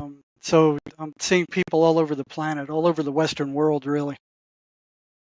Fantastic. It all can be done over Zoom, and it works just as well over Zoom as it does face-to-face. Fantastic. Would you say the number one mode of defense before anybody seeks out any kind of therapy or mace, what you're talking about, or even seeking you out, would be to cultivate a calm state of mind? Well, that's a good way to start. Mhm. You know, basically what MACE does is takes care of trauma, because most psychological problems result from trauma. And you can't live on this planet without becoming traumatized at some point. It's just impossible. Mhm. So what happens in a trauma is that you have that horrible feeling that just won't go away. So the ego comes and says, okay, I'll take care of this. And it takes it and it buries it in the subconscious and then locks it down. So it can't get out, and it's buried alive. So the result of that is it affects your thinking, your self-perception, the way you interact with others, your feelings, what you say, what you don't say. I mean, it affects everything. And the way it kind of does, so if you had somebody in particular who traumatized you, anytime somebody shows up in your psychic sphere who reminds you of that person, this thing is going to go nuts. But it's confined in there. So it's going to say, well, I can't get out. It's not my fault. That guy's making you feel that way. And it's going to project all that garbage onto whoever's out there and tell you to either attack them or run from them or avoid them. In either case, it's going to cause a disturbance, which these negative entities feed on. Right? And that's energy. It's negative energy. It's stuck in there. It interferes with your spirit's energetic flow. So it's like a rock in a stream. It's just interfering with the flow. You know, Mace can go in there and pull that out, and it's really not Mace doing it. Mace makes the connection. It's your spirit that's doing it. So Mace works with the spirit to not only locate where that trauma is, but also the spirit will take it, and if you connect it up with that negative energy flows into positive. So negative flows into positive. Okay, the spirit will absorb it and turn it into positive energy. So the person will feel like they have more energy and they will feel lighter. And like Lynn was saying, with her trauma that we worked on, you still remember it. You know, you can still, oh yeah, it happened in this room, but there's no energetic charge to it. It's gone. You know, so as far as that's concerned, it doesn't bother you anymore. There's no reactions to people who were similar to that caused that thing. It's out of your universe. It's gone, and all that can happen in an hour or less. You know, it's not like this concept. And what's interesting about it is the therapist does not have to know what that trauma was. They don't have to know at all. It works anyway, as long as the person can remember it and go back and relive it for a short period of time. So it's an energetic therapy. It's not like a psychotherapy. There's not a lot of talking. It's, you know, follow the instructions and the cues that we get from the person, and you can actually, the person can actually feel that energy leaving. They can actually visually see it leaving. It's being reabsorbed. But it's not the MACE method that does the healing. It's the person's spirit, the energetic being that does the curing of it. All MACE does is makes the connection. It's so interesting because when you're talking about this parasitic element of these entities or these energies, especially when dealing with patients who have schizophrenia, it seems like where they are attaching themselves is around the adrenal glands. And that would cause a lot of exhaustion. If your adrenal glands are being drained of energy psychically, then you're going to feel exhausted after one of these experiences. Well, like Lynn said, and a number of the people have told me, they attach at the back of your neck. Right at the base of their spine is where they usually attach. And now how they drain that energy, I have no idea. I don't know. I've had patients tell me I can feel my energy leaving when they're there. I can feel myself being drained. How they do that, I have no idea. I haven't the foggiest idea how they suck the energy out of people. It just seems like it would be the organs, like using the organs as the device. I don't know. Like alcohol attacks the liver and makes the liver very hot. So it seems like that energy or that entity, that archon would be somehow associated with that meridian. Well, there's a specific entity that's attached with alcohol. I mean, it's different from meth or any of the other drugs. It's a very specific type of entity that is attracted to alcohol.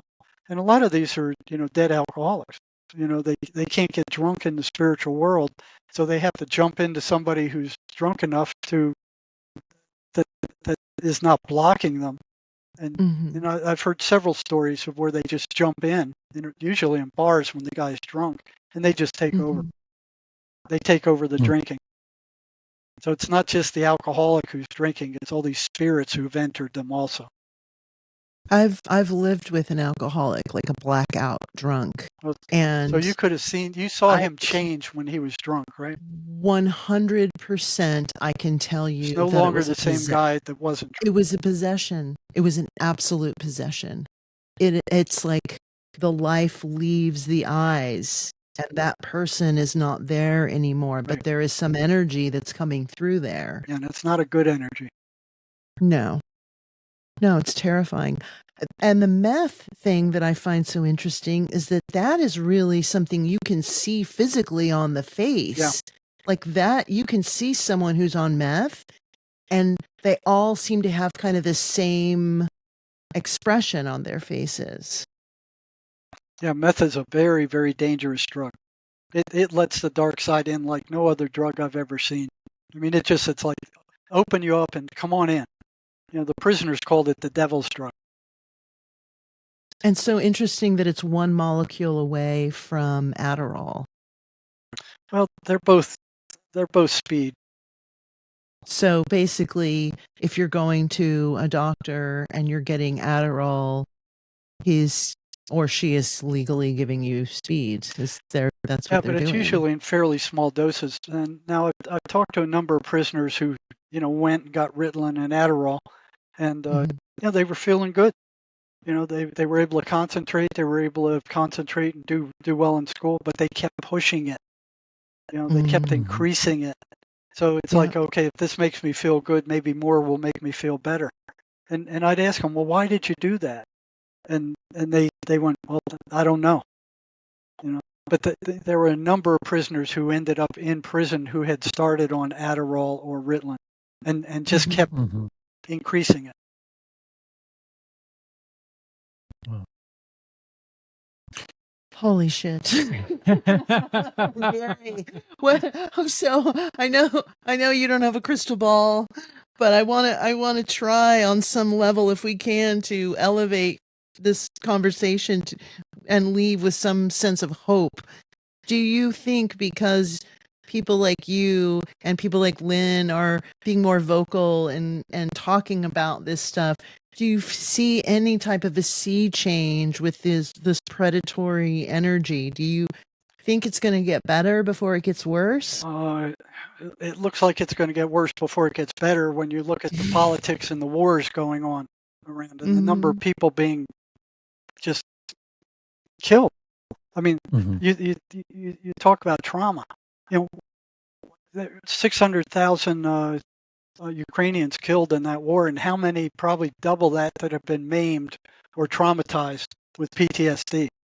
And they don't have anything to treat it. I talked to one guy from the VA and tried to tell him about this. He didn't want to listen to it. He listened to Reiki and that kind of stuff. He didn't want to hear about this. Yeah. Because it comes off woo-woo. People think like, oh, they spiritual entities, possessions, that's scarlet letter days Mace shit. works with negative identities. It doesn't work with spirits, but it will take the food that those negative entities feed off of, and it will throw it out, so they can no longer trigger that. So the person's going to be calmer, and those things are going to be weaker because they don't have as much food to feed off of. And Gotcha. there's kind of like a blending kind of thing where sometimes I'm not sure if it's a negative identity or a negative entity. And there are times where I thought it was a negative identity, and it turned out to be a negative entity. And it went, How do you clear your energy? How do you do this where you don't feel like these things are attaching themselves to you? Yeah. Well, I have the iron thing, like Lynn says. I have a medicine bag. I have crystals. I pray a lot. Every morning before I do an interview, I turn it over so speak through me. And I think I have some powerful guardian angels watching over me. I remember one time in the emergency room, I was talking to a psychotic gal, and we were talking about her symptoms, and then all of a sudden, just out of nowhere, she goes, "You're never going to get hurt dealing with this. You're never going to get hurt." And I'm like, "Well, where'd that come from? That's not, we weren't talking about that." She goes, "I see this giant angel behind you watching over you." And I went, "Thank God." I think I got something watching over me. And I never have actually been hurt by a psychotic patient. Came close, but never have. Where some of my colleagues have been hurt pretty bad. One guy ended up in the hospital. So you are being given some reinforcement or some backup that helps you in this space. And I just applaud you because I know how difficult the work is. And it's amazing that you're doing this. Well, just trying to wake them up. And you wouldn't believe how many emails I get from people that are just writing in to thank me for getting this information out. I had one guy who was schizophrenic. He said, "Now that I know they're not me, I can handle this." Yeah. That's great. Because there's so much shame attached to having any type of mental health issues, admitting something like that, ending up in a hospital, like any of it. I can see how it can be life-ruining for someone to admit that they're having struggles. Yeah, and the voices don't want them to tell anybody anything. So there's really not a lot of positive benefit to these people with regard to talking about the voices, because their friends leave, their parents get all upset, they get drugged into a psychiatrist's office, they get drugged, they end up locked up in a mental hospital with all these other crazy people. And the voices themselves are saying, "Don't tell them, because this is what's going to happen to you." And unfortunately, that's what does happen to most of them. They end up getting drugged senseless, and they hate it. Those antipsychotic drugs are not abusable drugs. And you can go across the border to Mexico and buy them over the counter. That's how it should be. But no, these money-grubbing psychiatrists, it's like, "Oh, no, we're the only ones who can prescribe them. We want you to come to our office every month and pay us $200, and we'll give you another prescription for these." And then you have to go to the drugstore and pay 5 times what you pay in Mexico for virtually the same drug. So you can go across the border in Mexico right now, and you can get Risperidol that'll cost maybe $800 a month to keep you sane here. You can get it for $75 over the counter. There's no reason for them to make that a prescribed drug. It's not addictive. Nobody likes it. Everybody who takes it hates it. Not even the psychotics will stay on it. They all eventually go off it. It's not an abusable drug. But these money-grubbing scumbags are like, "Oh, yeah, we want to keep it under our control." They don't want even regular medical doctors prescribing it. They want it all under their purview. Well, it's the insurance mafia working with the pharmaceutical mafia, working with the medical mafia. Working with the Congress who are passing laws to benefit them. Not the people, to benefit them. Yeah. Yeah, they're all lining each other's pockets. Yes. Well, what an honor again to talk to you, Jerry. Thank you Yes. so much. Thank you. I'm so glad that we were able to reschedule this a couple of times. Yeah. Because It took a little bit of doing, didn't it? it Thank did, you but for- Chris and I were really desperate to have you both on, and so we just thank you for being so flexible. Yes, it's much appreciated. Well, I know another gal who's willing to talk about. Now, did I ever bring an on with you guys, or I never did that? No. Mm-mm. No. Okay, I'll have to make a note of that. Yeah, Because please I do. have other people who are willing to speak about their experiences. Yeah, we'd love that. Well, Okay. before we go, can you tell the folks listening or watching where they can find you and your work? Well, they can find me on my website at jerrymarzinsky.com. And Sherry and I have also written this book about how we came to the conclusion that these voices are not hallucinations, and Wow. how they operate and what they actually are. So we'll take you on a tour through the psychotic mind. Anybody who Fantastic. has a schizophrenic son or daughter needs to know this stuff, because they're not going to get better as long as they think these things are hallucinations. Mhm. And those Can drugs they are get not that- going to cure them. They don't cure anything. Oh, yeah, for sure. Can they get that book? Is there a link on your website Yeah, to they get that, can, or should they can get it from my Okay. website at jerrymarzinsky.com. They Fantastic. can get it on Amazon. And again, if you're thinking about going to a psychiatrist, try Causism first. www.causisminstitute.com. There's a number of therapists. They work with people all over the planet, and they can see you over Zoom. Cool. We'll have that link on the episode notes too. All right, Jerry, thank you so much. It's been an honor, and it won't be the last time. I will ask you to, if you could leave your browser window open to make sure that the audio and the video is all uploaded. Okay.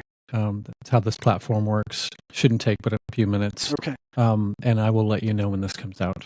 Okay. Yeah. Send me a link when you have one. I'll just leave For this sure. open. What'd you think? I did not want to go on profile. I was afraid if I went on profile that Lynn would see some creepy crawly thing on me, and I didn't want to have her see that. So I was very aware, cognizant of my physical body and how I was moving. But I do feel like she could help me. That, in case the first hour folks don't know what she's talking about, that is in the second hour. Yes, when Hunter asks Lynn about an experience that she had. Yeah, and I don't remember in the first hour. In the second hour, if she said, I think it was in the first hour where she said she can see them when someone turns on a profile, that they're like raised up on the body, and she can see them. But then she said at one point that the thing's head is smaller than the human head, and that it would like peer behind. Yeah. And then I got all freaked out, and I was thinking, is there fucking something? Because she's looking at me, and is she seeing some shit? And so, of course, I got in that looping thought, which reinforced the idea that there was probably something there that she was saying. Well, I mean, would it, to go into something that the free folks aren't going to really understand what we're talking about, but still needs to be commented on, would that be a relief to find out that something like that was going on, because you would have something tangible to focus on, or would that not have that effect? I think when you go to a doctor, psychiatrist, psychologist, I'm obviously giving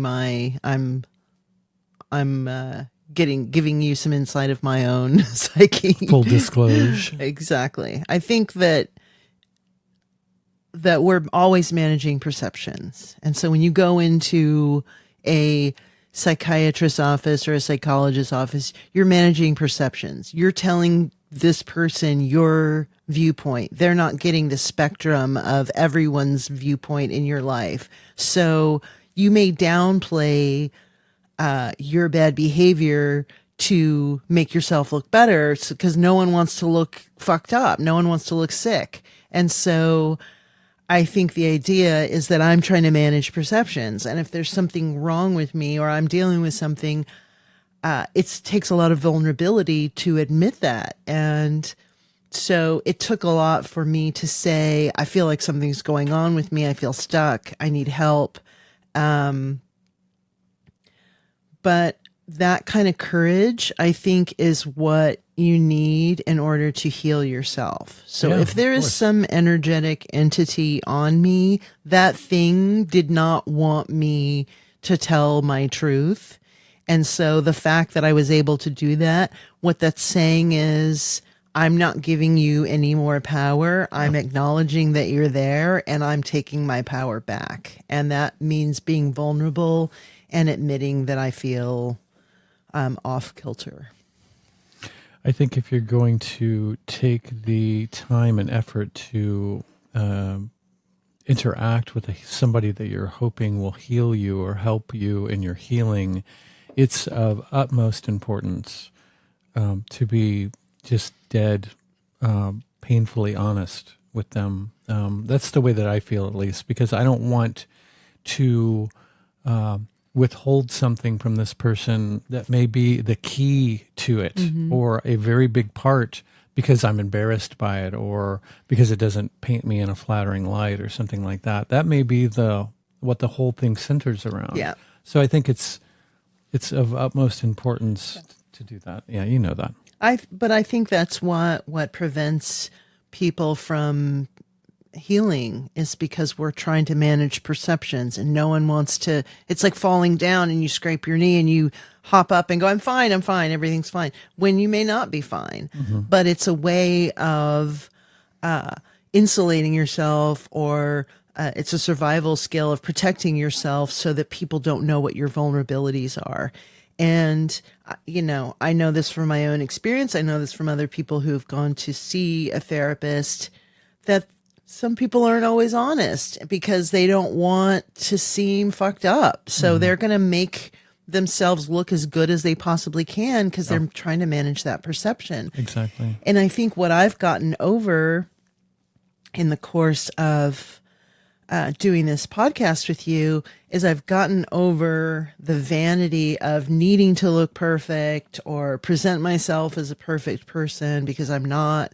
And so I'm being vulnerable by sharing things that are intimate or private with me. And I think that what Jerry and Lynn are doing is they're going into these spaces with people who have been abused by the system, who are very fearful of being honest and open, and they're able to crack open something that creates some bond, some trust bond, that the healing is actually able to happen. So I think you're right. If I'm really in earnest interested in changing anything psychically or spiritually that I feel like is going on with me, I've got to get really clear about that. And in order to do that, I've got to be able to be vulnerable. Anybody who's going to go into that space has to be totally upfront.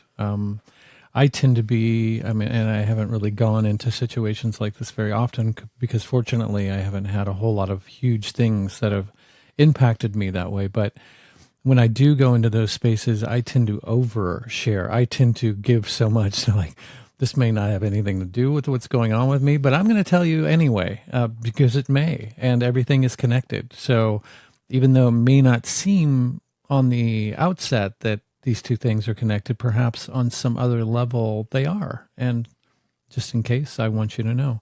But I think that's the tricky thing about talk therapy, for instance, is that, the trick is in the terminology there. Like, your therapist only knows what you tell them. So Exactly. If you're not telling them everything, or you're censoring what you're saying, or dressing it up to look better than it is, you're not going to get anywhere. You're wasting your time first and foremost, and you're wasting your therapist's time.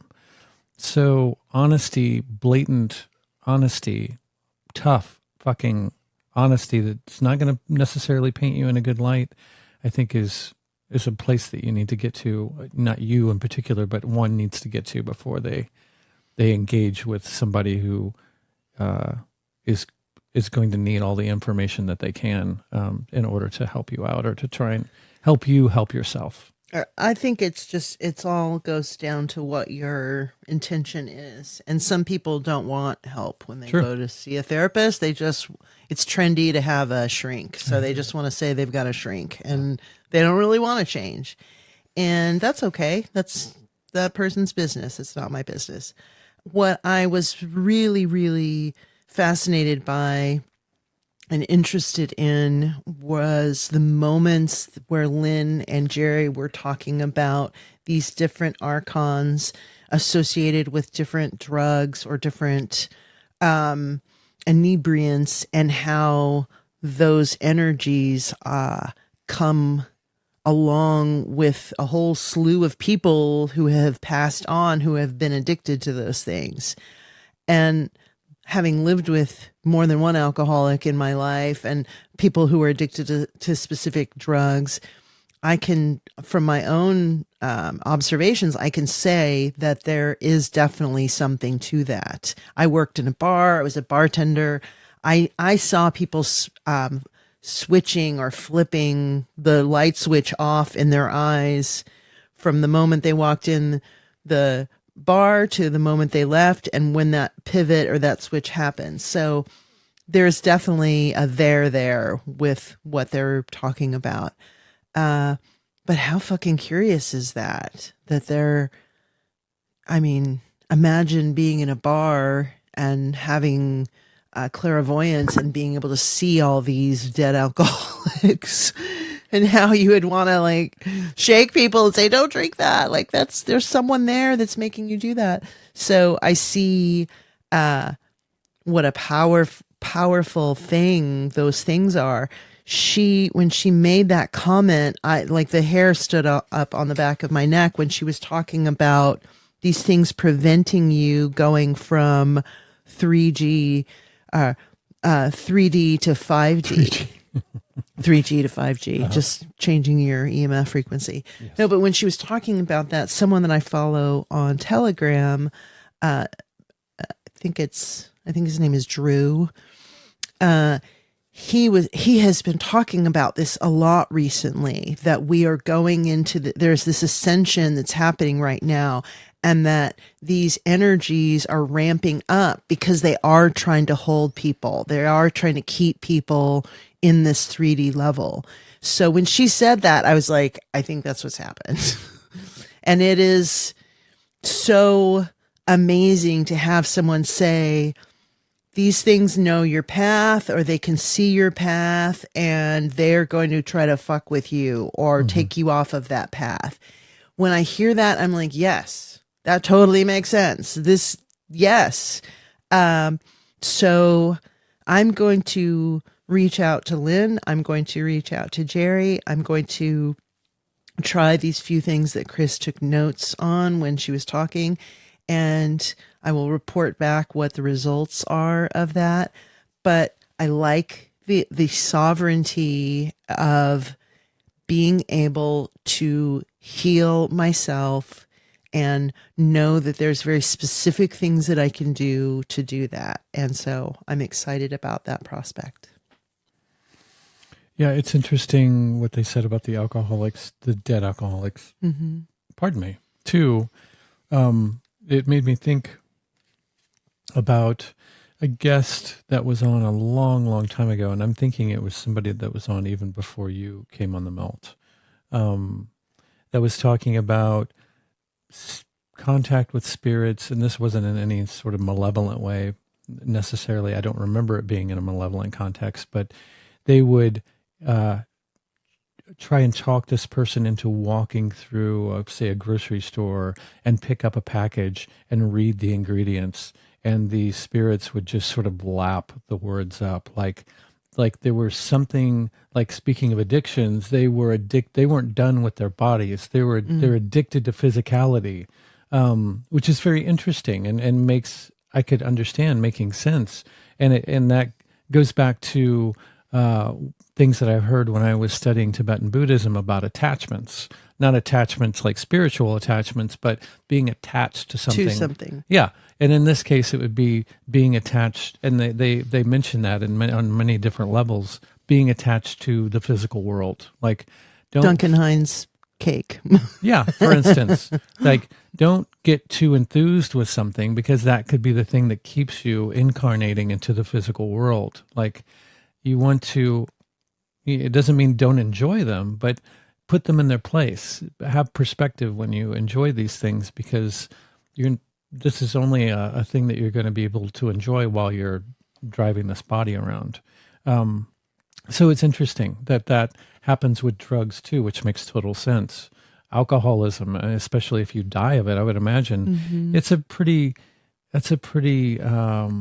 intense addiction. I was really heavily drinking for a period of my life, but I don't think that I was ever an alcoholic. I think I was more psychologically addicted to that. I couldn't imagine being physically addicted to that. And that's a totally different level. So it was interesting, them saying that and bringing that up. I never thought about drugs being a way that maybe some disembodied spirit would try to inhabit a person in order to experience those things. Very fascinating. Totally makes sense. Yeah. I was thinking about our son, who recently had a birthday. He had a sleepover, and it was a night of Grand Theft Auto and a week of cake and ice cream and parties and friends and lots of stuff. And then after that week, he got sick. And I was thinking about the video game element of what Jerry and Lynn were talking about. And I was thinking, like, he was purging because he had stayed up all night and played video games, and he'd eaten all this sugar and all this overstimulation. And so the body went into like purge mode after that. And I think it's so important to see how, if you're going to engage in these things, great, but also understand the implications of it, engaging with those things, and make sure that you are doing certain things to shed and to remove any attachments or any negative energies around that. But I think that so much of what's happening right now that's putting us in these states is just unconscious living. Mm-hmm. It's not being present. It's not being in the moment. And all the devices that we have in our life that take us out of the moment, again, are creating this loosh. It's creating this energy that these parasitic entities are feeding off. So do you want to be a barnacle on a whale? Do you want something to be a barnacle on you? Like, do you want, like what are you feeding? And do you want to keep feeding that thing? That being said, I don't think that that works the same way for everybody. There are people who can drink socially. They can go out and have a couple of beers once a month, and they're fine with that. And I think that I've seen people play video games and they get emotionally wrapped up into it. Their eyes are just sort of vacant, and they get like pissed off if they lose, or they're like, God damn it, and they're screaming and they're getting all wrapped up in it. Fortunately, I don't see the kids as being those kids. So I think they've got a little more of a handle on that. I'm not saying that they're completely immune from those things, but as opposed to the kid who's getting, like, they're all encompassed, like they play video games for fucking hours. Yeah. They get emotionally wrapped up into it. When they're not playing, they think about video games. Like, so I think it's important to recognize our part in that, our agency in that, and how willing we are or aren't to give ourselves to things, substances, situations, activities. Yeah. How consciously we engage in all of that, and what we're exchanging with it, and how much of ourselves we're utilizing when we engage in that stuff. Yeah, but and as Lynn was saying, teenage parties are replete with entities and energies, because that energy is very accessible, and it's new, and it's probably very tasty. And so, and there's a lot of self-concern at that age, and a lot of judgment of yourself and of others at that age. And so I think what is important to understand is that you can bring someone into your space who has energy parasites or something that then that thing gets lodged in your space. So I think what's great about our kids is that they're not consistently in that loop. So our son can loop on a weekend one night, and he and his friend can stay up all night, but that's not their normal routine. That's not what he's normally doing. Exactly. So what I would say is what our duty and responsibility is to help him to clean his energy after that thing happens. I just found it interesting that there was a purging, that he got sick. Yeah. Because I just think he was overstimulated. There was a lot of energy, a lot of activity, and I think his body was just like, okay, now it's time to power down for a moment and recalibrate. Yeah, rebalance. Yeah. And then last week, and since it's his last weekend and he was at his mother's, she said, you're not gonna have a bedtime. You can stay up and play video games, whatever. And he stayed up and played Minecraft all night long, which is like one of the most unviolent games. And if there is any sort of constructive or creative part of a game, it's Minecraft. So I think that's fairly, what's the word I'm looking for? Innocuous. So it's not like, I don't feel like he's necessarily drawn to those types of games. Typically, he just likes playing games. So anyway, I just wanted to add that in. But yeah, I think we have been very aware and cognizant of the emotional terrain and the physical terrain and the psychic terrain that we are creating here in our home. And I'm certainly not going to defend any behavior, because I don't think I should or I need to. But I think people can relate to these types of challenges that you face when you're dealing with teenagers, or you're dealing with living with anyone. Sure. So I think it's a very important thing that I want to really focus on is not the negativity. Like, what can we do to help our family, our little microcosm of our community? How can we elevate our energy? How can we be firing on all pistons? So that's really my focus. I am always interested in talking to people who are talking about energy stuff like this, because I think that it is very powerful and that we need to be vigilant. I agree. So thank you, Jerry and Lynn, for coming on. Yes. And thank awesome. all of you for listening and giving your valuable attention to this conversation. And hopefully you feel like it left you something. It gave you something constructive to chew on and grapple with. And maybe you saw some of yourself in some of the things that were brought up.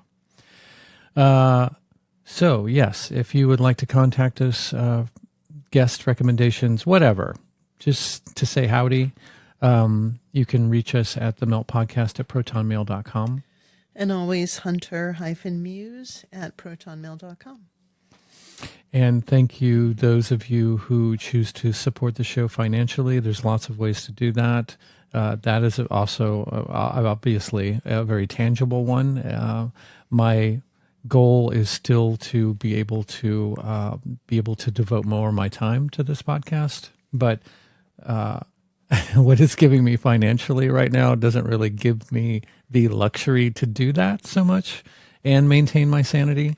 So, I mean, I love doing it. I love having the opportunity to have conversations with these people and have my lovely wife engage in these exchanges too, and add all of the wonderful insights that she has and her wisdom and experience to them.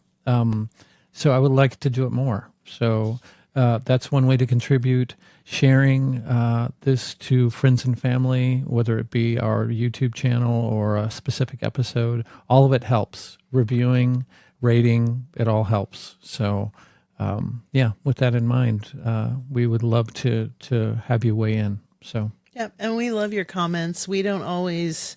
Our Discord is a dumpster fire right now. We don't really go on there. We don't really talk very much. We do have people who have been great about giving us book recommendations and guest recommendations, and some of that stuff has been ported over to Patreon, which is really great too. We love the YouTube comments.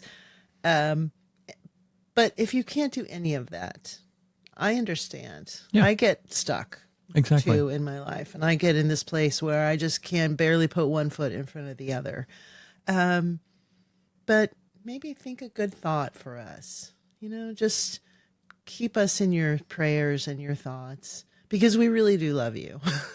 And I know that sounds strange because we don't know most of you, but we do love you and we care, and that's why we keep doing this. Chris works his ass off. He works really, really hard. He has a very physical job. And then on the side, he does all of the production for the melt. I've gotten a little bit better about doing research for our guests, but he really is the infrastructure to this show. And so it takes a lot for him to maintain his sanity because there's so much shit going on in our life right now. But we love you and we appreciate you, and we're so blessed to have this platform and to share these conversations with you. And so thank you for being here and listening to us babble. And we are happy. And that being said, there are people who piss and moan because we have a second hour that is behind a paywall. I would recommend that they start their own podcast and see where that leads them. And there are people who can't contribute to get behind the paywall because they aren't financially lucrative enough to be able to afford the $5 that it takes to do that monthly. If that is the case, feel free to reach out to either of those email addresses, and we will get you in to behind the wall because that information is important, and I don't want money to be the reason why you can't get behind there. So yeah, and it's easy to get pissed off and think that we're getting rich. Oh my God, but we fucking so hey, not we're getting- not. No. We're so not, and we're not doing this to get rich. We're really doing this for the love of conversation and the love of rhetoric, and we just really love talking to people. But that being said, again, if you are not in a place financially that you can afford $5, I'm okay with that. I totally understand what that's like to be just where you just don't have it. And especially in this time period, we live in a time period where people are struggling. And so this information is valuable to us, but it is also valuable to you. And that's why we want to share it. So please, it's okay to say, I'm struggling, I need help, and we will answer your call. Yes. And we'll even send you a few stickers. Or a book. Or a book, yeah. And some good thoughts and loving energy. We'll send it all. Yes. All right, all. Thank you so much. Much love, and until next time.